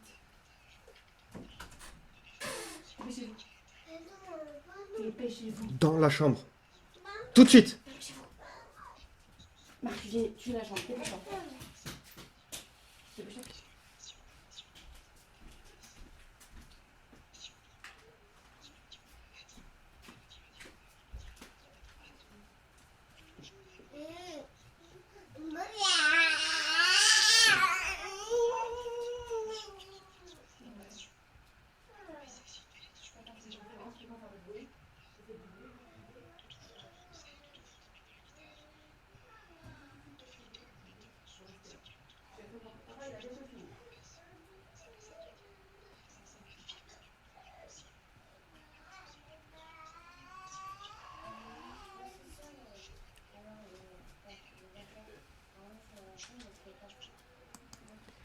Euh, oui.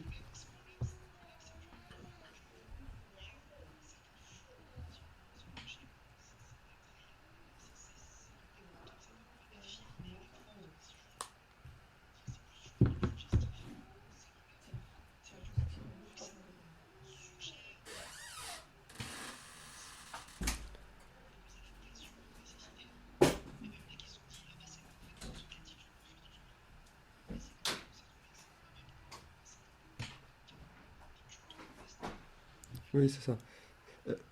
Euh, c'est vrai, hein, mais en même temps, enfin, ouais, si on rentre dans ce débat, ça peut être infini, mais disons, le but, c'est pas. Effectivement, le Vatican n'est pas si important que ça. Au fond, il faut, ça, c'est un concile qui s'est complètement foiré et qu'il faudrait oublier, tout simplement. Je pense que si on parle tant de Vatican II, c'est la plupart des gens dits traditionnalistes seraient comme ça. C'est qu'au fond, on s'en fiche complètement de Vatican II et qu'il faudrait juste l'oublier, mais c'est qu'en face, les modernistes n'arrêtent pas de se revendiquer de ça, d'une part. Et bon, effectivement, il y a l'esprit de Vatican II, mais en revanche, quand on regarde l'histoire quand même de façon proche, il y a les textes qui sont surtout liturgiques. Enfin, il y a une histoire voilà, dans le concile, et par exemple les textes liturgiques, qui n'a pas été modifié par les révolutionnaires du concile, parce que ça était déjà un texte de compromis avant finalement, donc qui a posteriori semble un peu plus tradit que d'autres. Mais enfin, il y a tout un tas de. Il y a un combat là qui se passe. Mais clairement, ce qui se passe aussi, et ça c'est important d'en prendre conscience, je pense, en particulier pour la contre-révolution, c'est qu'il y a un vrai phénomène révolutionnaire qui se passe, dans le sens où ça a été prévu de loin. Alors, évidemment, il y avait un climat, il y avait des pratiques, il y avait un climat, et il y avait le modernisme qu'avait dénoncé Saint-Pédis qui gangrénait une partie du clergé. Mais tout ça, c'était que ça n'était pas institutionnalisé. Et il y a eu une préparation de loin du concile hein, pour imposer l'institutionnalisation de toutes ces pensées fausses et hérétiques. Et de façon très perverse pour que justement pas que pour que ça passe, pour que ça passe. Et c'est passé. Et je pense que dans ce sens-là, il y a cet esprit du concile, mais aussi bon, des problèmes dans le concile, mais aussi le problème de la façon dont ça a été mené avec quasiment des assemblées, oui, des assemblées quasiment sur un mode euh, révolutionnaire on, us- où on utilise comme ce qu'a fait la Révolution française pour imposer ses agents au poste qui décidait vraiment, réduire la possibilité de contestation en choisissant bien les gens, en mettant des comités autour, en enrobant. Bon. Il y a toutes ces choses de processus qu'il faut avoir conscience. Et parce que chose intéressante que je ne savais pas, il y a un concile qui a failli se passer dans les années 1920 en fait. Et alors, c'est quel cardinal, j'ai oublié le nom du cardinal, qui avait dit qu'il fallait. Enfin, qui avait écrit au pape à l'époque, c'était Pie XI, je pense, il dit surtout, n'ouvrez pas de concile, parce que vu le climat, justement, vu l'ambiance démocratique générale dans la société, si vous ouvrez un concile, ça sera les états généraux de l'Église, quoi. Nous, il faut surtout pas faire de concile. Ça, c'était dans les années 1920. Et Pie XI, finalement, n'avait pas fait. Il y avait aussi d'autres soucis. Et il y a effectivement un côté, peut-être, que juste le fait d'ouvrir un concile dans l'époque particulière où on est était quasiment était voué, enfin, était en soi d'une imprudence extrême, puisque même si on avait des bonnes intentions au départ, puisqu'on était dans les états généraux pour 1780, vraiment quand on regarde, ça ressemble beaucoup, hein, cette obsession de vouloir rassembler les états généraux, c'est vraiment les révolutionnaires qui le veulent, parce qu'ils savent très bien que c'est le moment parfait pour pouvoir faire un changement politique important et institutionnaliser des choses qui seraient inacceptables et impossibles à faire passer autrement. Et sachant que malheureusement, pour l'histoire du Concile Vatican II, à tous les niveaux de l'Église, il y avait cette sorte d'enthousiasme révolutionnaire qui faisait croire qu'il y avait avoir des lendemains qui chantent, qu'on allait tout changer. Et bon. Et donc oui, le problème, c'est pas au fond Vatican II, c'est l'esprit Vatican II, mais c'est vrai qu'au niveau événementiel, il y a quand même à ce moment-là quelque chose qui se brise. Et si on regarde les études sociologiques comment s'appelle-t-il, comment la France a cessé d'être chrétien, et c'est un sociologue, alors j'ai oublié son nom là, qui est très bien ce livre, parce qu'il n'est pas spécialement, ça c'est un sociologue. Récent, pardon? Cuchet, voilà, c'est ça, exactement Cuchet, qui analyse en particulier les pratiques de dévotion, en fait, et qui analyse l'assistance à la messe, la confession annuelle ou la confession mensuelle, et qui regarde ça, les statistiques, l'évolution dans le temps, et clairement, c'est la date, je crois, charnière, c'est 68 ou 69, enfin, c'est le moment où la liturgie change. Et là, il y a un écroulement des dévotions, en particulier des confessions mensuelles, en particulier l'assistance à la messe, en particulier de la communion, je veux dire de la communion annuelle aussi. Parce qu'il y avait plusieurs degrés qui étaient des indices pour savoir à quel point la dévotion était ancrée ou pas. Il y avait les gens très croyants faisaient la confession mensuelle, et puis disons que même les endroits où la foi était un peu moins forte, quand c'était relativement pas trop dégradé, les gens quand même faisaient l'effort d'aller à Pâques et faire leur Pâques. Et quand ça commence à s'écrouler, c'était des signes très normalement qui alertaient d'urgence qu'il y avait un problème là, qu'il fallait évangéliser le coin là parce que ça commençait à partir. Et là, et c'est concomitant, tout s'écroule là. Bon, et après, il y a aussi les histoires des ordinations qui se voient un peu plus tard. Mais même juste sur des dévotions, enfin sur des pratiques chrétiennes de base, euh, l'événement, bah, je veux dire, c'est logique au fond. Au fond, il faudrait l'oublier, ce concile, complètement l'oublier, on n'en a rien à faire. Mais c'est vrai que d'un point de vue historique et événementiel, c'est pas forcément illogique que ça soit ça qui soit le centre des débats, parce que c'est clairement, en tout cas, au niveau temporel, c'est là où ça bascule.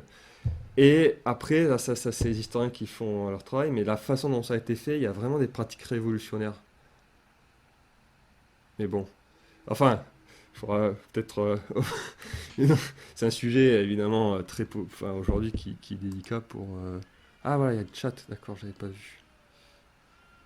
Bon, peut-être, oui,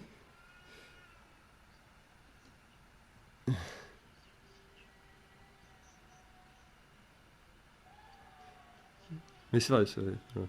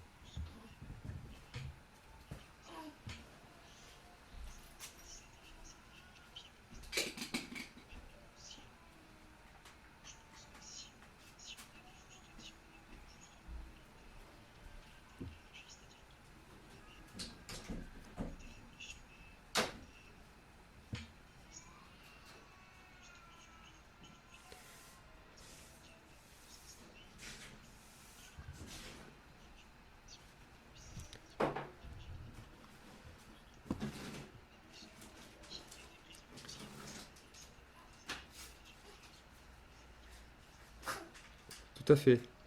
Mais donc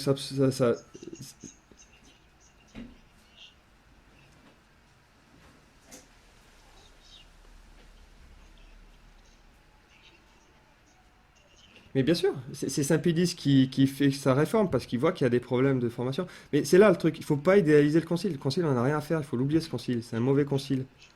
Et ça, il faut le dire que c'est un mauvais concile. Parce qu'il y a des conciles dans l'histoire qui sont mauvais, qui ont été oubliés, qui ont été même niés après coup. Les conciles qui ont élu les antipapes, ou ceux qui ont fait du conciliarisme. C'est connu dans l'histoire que le concile, c'est une assemblée. Donc, c'est pas l'Église qui parle, c'est pas l'Église qui parle, c'est très important. C'est juste des hommes qui se rassemblent. Et quand ils font un acte de foi anathème, préempté par l'autorité ecclésiastique, ok. Mais il n'y a pas d'infaillibilité des hommes, hein. Et parce que ça, c'est le côté du 19e siècle, ultramontain, un peu papolâtre aussi, qui veut croire que parce que c'est un pape ou parce que c'est un concile, bah c'est bon. Bah non, non, malheureusement, c'est les hommes qui font. Donc, quand.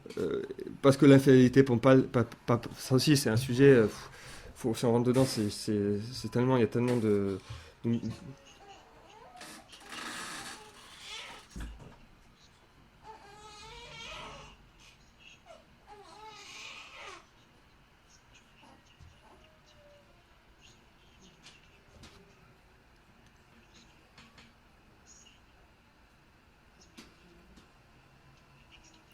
ça,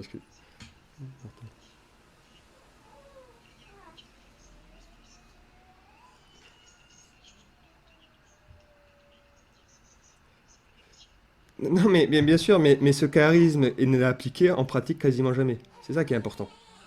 Non, mais c'est ça qui est important, ça veut rien dire en fait, pape est infaillible. C'est vraiment malheureux comme expression. Parce que en pratique, dans ses actions, bah, voilà, il fait ses actions. Et en gros, le moment où il est infaillible, c'est quand on dit euh, qu'il a conscience de ce qu'il fait, qu'il le fait vraiment en tant que pape, qu'il le fait dans les cérémonies qu'il faut, et qu'il réaffirme un nombre de fois, là il est infaillible. Oui, ok. Mais à comment le dire? Tu vois?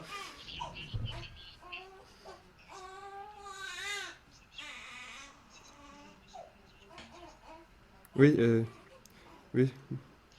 Puis 9.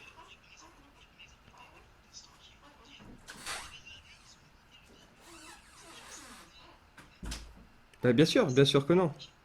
Tout à fait. C'est ça.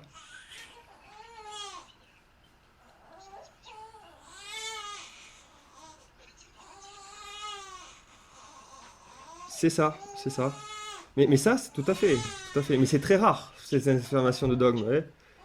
Et surtout, ce qui est important, c'est qu'il vérifie quelque chose. Il affirme, il affirme quelque chose qui a toujours été affirmé. Et qu'il n'y a pas de nouveauté. Il n'y a pas de nouveauté. Oui, et le problème de Concile Vatican II, c'est que c'est pas vraiment. C'est bizarre parce que c'est censé être un concile universel, alors qu'il parle pas de dogme, qu'il n'anathémise pas et qu'il est censé faire que la pastorale, alors que ce genre de choses était fait par des conciles locaux qui s'occupaient de discipline, parce que a priori la discipline, c'est rarement un problème universel, c'est toujours pour régler des problèmes qui sont parce que les principes sont là hein, pour la discipline, donc il y a une sorte de contradiction dans les termes. Non, c'est là le problème de ce Concile Vatican II, c'est que il prend les habits de la légitimité traditionnelle, comme l'ont fait les États généraux, qui était une vieille institution, belle institution, enfin traditionnelle, totalement légitime, et qui avait aussi qui n'avait pas été rassemblée depuis longtemps. Je sais pas, les grands derniers conciles œcuméniques de cette ampleur, ça faisait un moment qu'il n'y en avait pas eu. Oui, mais il n'était pas du tout aussi gros. Vatican a été interrompu au milieu avec la guerre, et il y avait quelques centaines d'évêques au max. Hein. C'est pas... Voilà, donc c'est vraiment pas la même ampleur. Hein. C'est ça.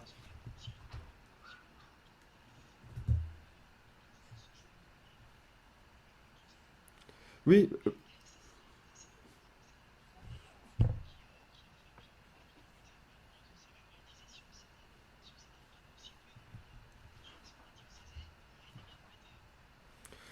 oui, mais ça exagère, parce que bon, le conseil de 30 a duré très longtemps, et ils n'étaient pas que 60, il y a eu quand même beaucoup plus de monde, je ne connais pas les détails, mais c'est pas le nombre qui fait, c'est ça qui est important, c'est parce que dans le Conseil Vatican II, le gros problème aussi, c'est les processus, les méthodes révolutionnaires qui sont utilisées par des gens, des modernistes, qui veulent faire passer leur truc, en utilisant le conseil, en utilisant le système des comités, des sous-comités, des surcomités.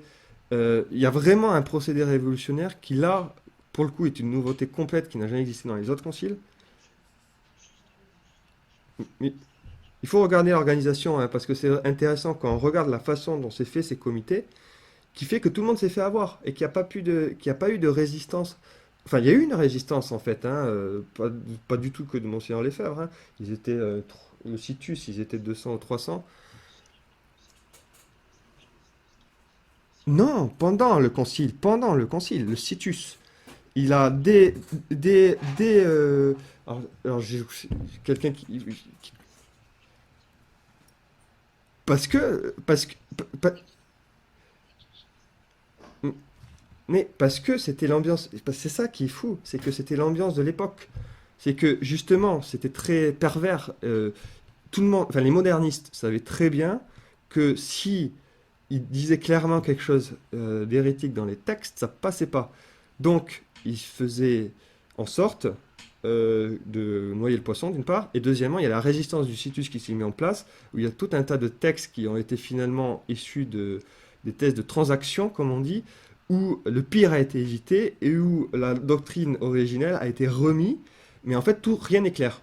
Donc en pratique, nous, bon ça c'est de l'histoire du concile, mais il faut le regarder en précis, hein, parce que la résistance, par exemple, de Monsieur Lafave, c'est pas après le concile, c'est pendant le concile, avec le Citus, donc c'est une association de 300 ou 200 ou 300 évêques, enfin pères conciliaires, qui a évité le pire. Et de façon très paradoxale, peut-être que ça a été... Enfin, disons que c'est certainement voulu par la Providence dans tous les cas, mais finalement, la résistance pendant le concile a peut-être aidé à son succès parce que les trucs les plus scandaleux ont été supprimés des textes. Si ça avait été beaucoup plus scandaleux que ça, s'il faut, ça aurait pas du tout passé aussi facilement après. Enfin, genre, bon, ça, on n'en sait rien, on refait pas l'histoire, ça s'est fait comme ça. Mais l'histoire du concile, bon, il faut le regarder pour le connaître, mais au fond, ce qui est important, c'est que de toute façon, c'est pas clair. Donc, je veux dire, il faut l'oublier ce concile. Voilà, c'est tout. En fait, on s'en fiche. Et c'est pour moi, je considère que c'est une sorte d'action du diable qui veut mettre de la division entre des gens de bonne volonté. Moi, le concile, j'en ai rien à faire. Je suis né en 1990. Dire, j'ai pas j'ai pas j'ai pas j'ai rien là-dedans parce qu'il y a une certaine génération qui l'ont fait, qui ça les touche, c'est leur amour propre le concile. Mais nous, notre génération, je veux dire, mais on n'en a rien à faire. On sait que c'est pas clair. On sait tous les dégâts qui sont sortis de là, alors que ce soit la faute spécifique du concile ou pas. Au fond, c'est des arguties qui sont pas importantes. Les résultats sont là. Donc, en gros, il faut l'oublier. C'est en tout cas un mauvais concile, puisque que ça soit. Alors la question après qu'on peut toujours discuter, c'est à quel point ça a été prévu de façon révolutionnaire au poids, à quel point, etc. Mais on sait très bien, parce que moi j'ai étudié beaucoup l'Inquisition aussi, hein. Le Concile Vatican II, c'est l'anti-Inquisition. C'est-à-dire que, franchement, quand on regarde la fin du XIIe siècle et le début du XIIIe siècle, dans le Royaume de France, et en particulier dans le sud de la France, dans le Languedoc, la situation est pourrie, hein. La situation est désespérée d'un point de vue de la foi. Toutes les élites sont hérétiques. Eh bien, Inquisition, eh bien, position forte de gens très chrétiens, dans les clercs et dans les laïcs, eh bien, la situation est réglée, les gens sont convertis avec dégâts réduits au minimum. Et la situation était bien pire, dans un certain sens, que la situation préconciliaire, où il y a des gens qui faisaient n'importe quoi. Je veux dire, c'est pas parce que la situation est difficile que c'est une excuse pour justifier l'institutionnalisation de la révolution. C'est un peu pareil pour Luther. La situation à l'époque sur la discipline était catastrophique. Tout le monde le sait, tout le monde le reconnaît. Ça ne justifie pas l'hérésie de Luther. Sauf qu'à l'époque, ils étaient un peu plus francs dans les bottes. Euh, et ils étaient, d'une part, non, ils n'étaient pas forcément plus francs dans les bottes d'ailleurs. C'était plutôt l'autorité légitime des clercs qui disait clairement les vérités. Donc les gens en face étaient obligés de se positionner. La grande tragédie de notre modernisme, qui est vraiment politique, mais qui est vrai malheureusement aussi dans l'Église, c'est que comme on a arrêté d'anathémiser, comme on a arrêté de dire les vérités, ben, les ennemis n'ont pas besoin de se positionner. Ou même si on n'est pas un ennemi conscient, on peut rester dans ses erreurs sans en sortir. Alors que quand on met la vérité devant, bah, au bout d'un moment, on est obligé de se positionner. Après ça, la position, c'est chacun dans son fort intérieur, sa conscience qui choisit de quel côté il va se positionner. Mais au moins, ça a l'avantage de clarifier les choses et de permettre un combat d'ailleurs.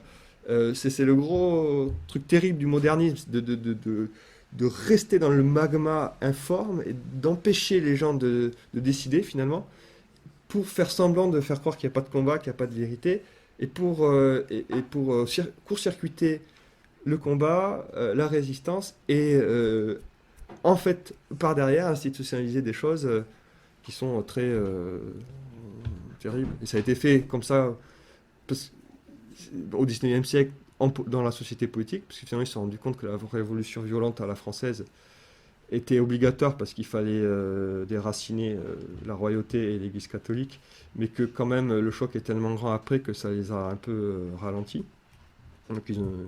Donc on a utilisé le libéralisme, quoi, des versions plus soft, mais bien plus perverses quelque part. Et on est encore dans cette continuité, hein, je pense, hein, à l'heure actuelle. On en sort. Je pense que c'est fini cette époque. On est sur la fin de cette époque. J'espère.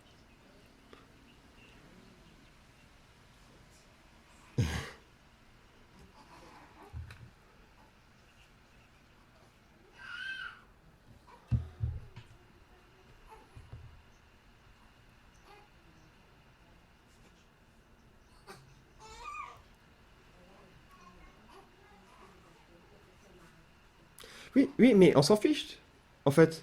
C'était un concile qui doit être interprété et il ne sert à rien. Et voire même, il est néfaste, la preuve. Parce que justement, les gens qui peuvent l'interpréter mal. Donc on oublie ces trucs qui ne sont pas clairs et on revient aux choses claires, tu vois? On s'en fiche.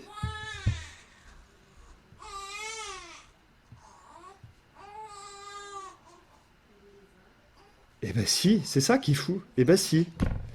Comme la Révolution française, tous les députés qui se sont rassemblés et ils se sont gourés. C'est possible. La preuve dans l'histoire. Non mais... Non, mais ils étaient très révolutionnaires, hein, les nobles aussi. Malheureusement, en fait, ils savaient pas très bien ce que... Ah non, la plupart. La plupart. Et les clercs aussi. Les clercs, les députés du clergé étaient tous conquis aux nouvelles idées. Mais c'était eux la majorité. Et même beaucoup d'évêques. Hein. Il n'y a que la moitié des évêques qui n'ont pas juré. Hein. Non, non, j'exagère, 90%, pardon. Les évêques ont tenu la route à peu près.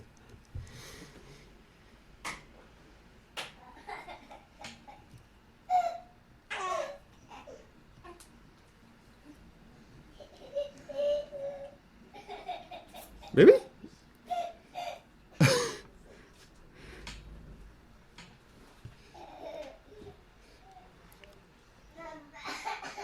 Ben oui, mais c'est assez, c'est pas illogique parce que justement, déjà le Qatar c'est un nom tardif, mais à l'époque ils s'autonomaient et on les appelait comme ça. Et, mais aussi les bons chrétiens surtout, les bons chrétiens. Et alors Qatar c'est pur, mais c'est une appellation postérieure. Mais à l'époque, on les appelait les bons chrétiens parce qu'ils se définissaient comme ça. Et c'était exactement comme les protestants, c'est-à-dire ils utilisaient la Bible et en particulier des passages de Saint Jean pour justifier. Alors, on n'a pas beaucoup de textes écrits par les Cathares parce qu'ils ont pas, ils écrivaient pas non plus énormément, mais on en a quand même. Et en fait, ils utilisaient la Bible pour justifier que, en fait, c'est nous le vrai christianisme. Ça change pas, quoi. C'est toujours pareil.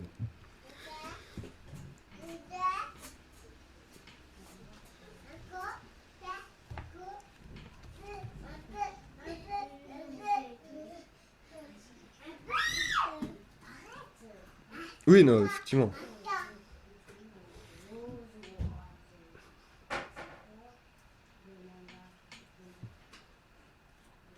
Oui, bon, moi c'est clair. Je gêne pas.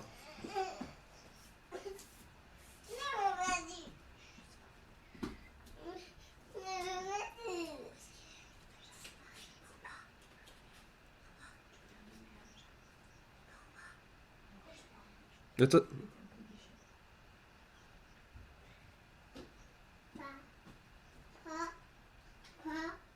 On a fini.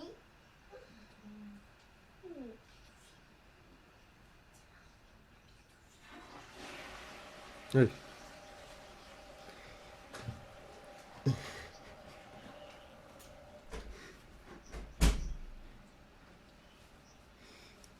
On fera une autre séance sur ce sujet délicat, contre-révolution dans l'Église.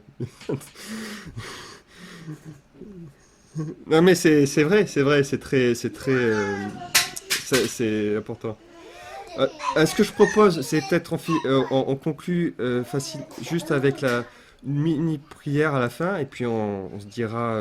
Je pense qu'il est tard pour tout le monde aussi. Il y a eu du débat, c'était très sympathique et j'espère que c'était intéressant et utile. Donc, voilà, c'est ça. Vous êtes aussi samedi maintenant. Alors, au nom du Père, du Fils et du Saint-Esprit, ainsi soit-il. Sous votre miséricorde, nous nous réfugions, Mère de Dieu. Nos prières, ne les méprisez pas dans les nécessités, mais du danger, délivrez-nous. Seul pur, seul béni, ainsi soit-il. Au nom du Père, du Fils et du Saint-Esprit, ainsi soit-il. Ben, merci à tous. Et je crois que donc, le mois prochain, c'était le vendredi. Ça, c'est méchant, faut pas regarder. Voilà, c'est ça. Merci aussi à Alexis pour l'organisation, parce que franchement, ça aide beaucoup. Et merci pour les débats et les questions, parce que c'est très bien. Ça fait avancer. Je pense que c'est constructif et que ça a permis que c'est intéressant. Et bonne nuit à tout le monde. Oui, il faut lire Aristote. Martel a raison. Hein. De toute façon, Saint Thomas d'Aquin, plus qu'Aristote, Saint Thomas d'Aquin, je dirais. Hein. Voilà. Mais bon, vous avez compris ce que je voulais dire hein, pour Maurras. Je ne veux pas faire une idole, mais voilà, il faut juste le voir là où il est, comme il est. Et ben, bonne nuit à tout le monde et vive le roi. Sky Samashita. Pardon. Il y a eu des débats.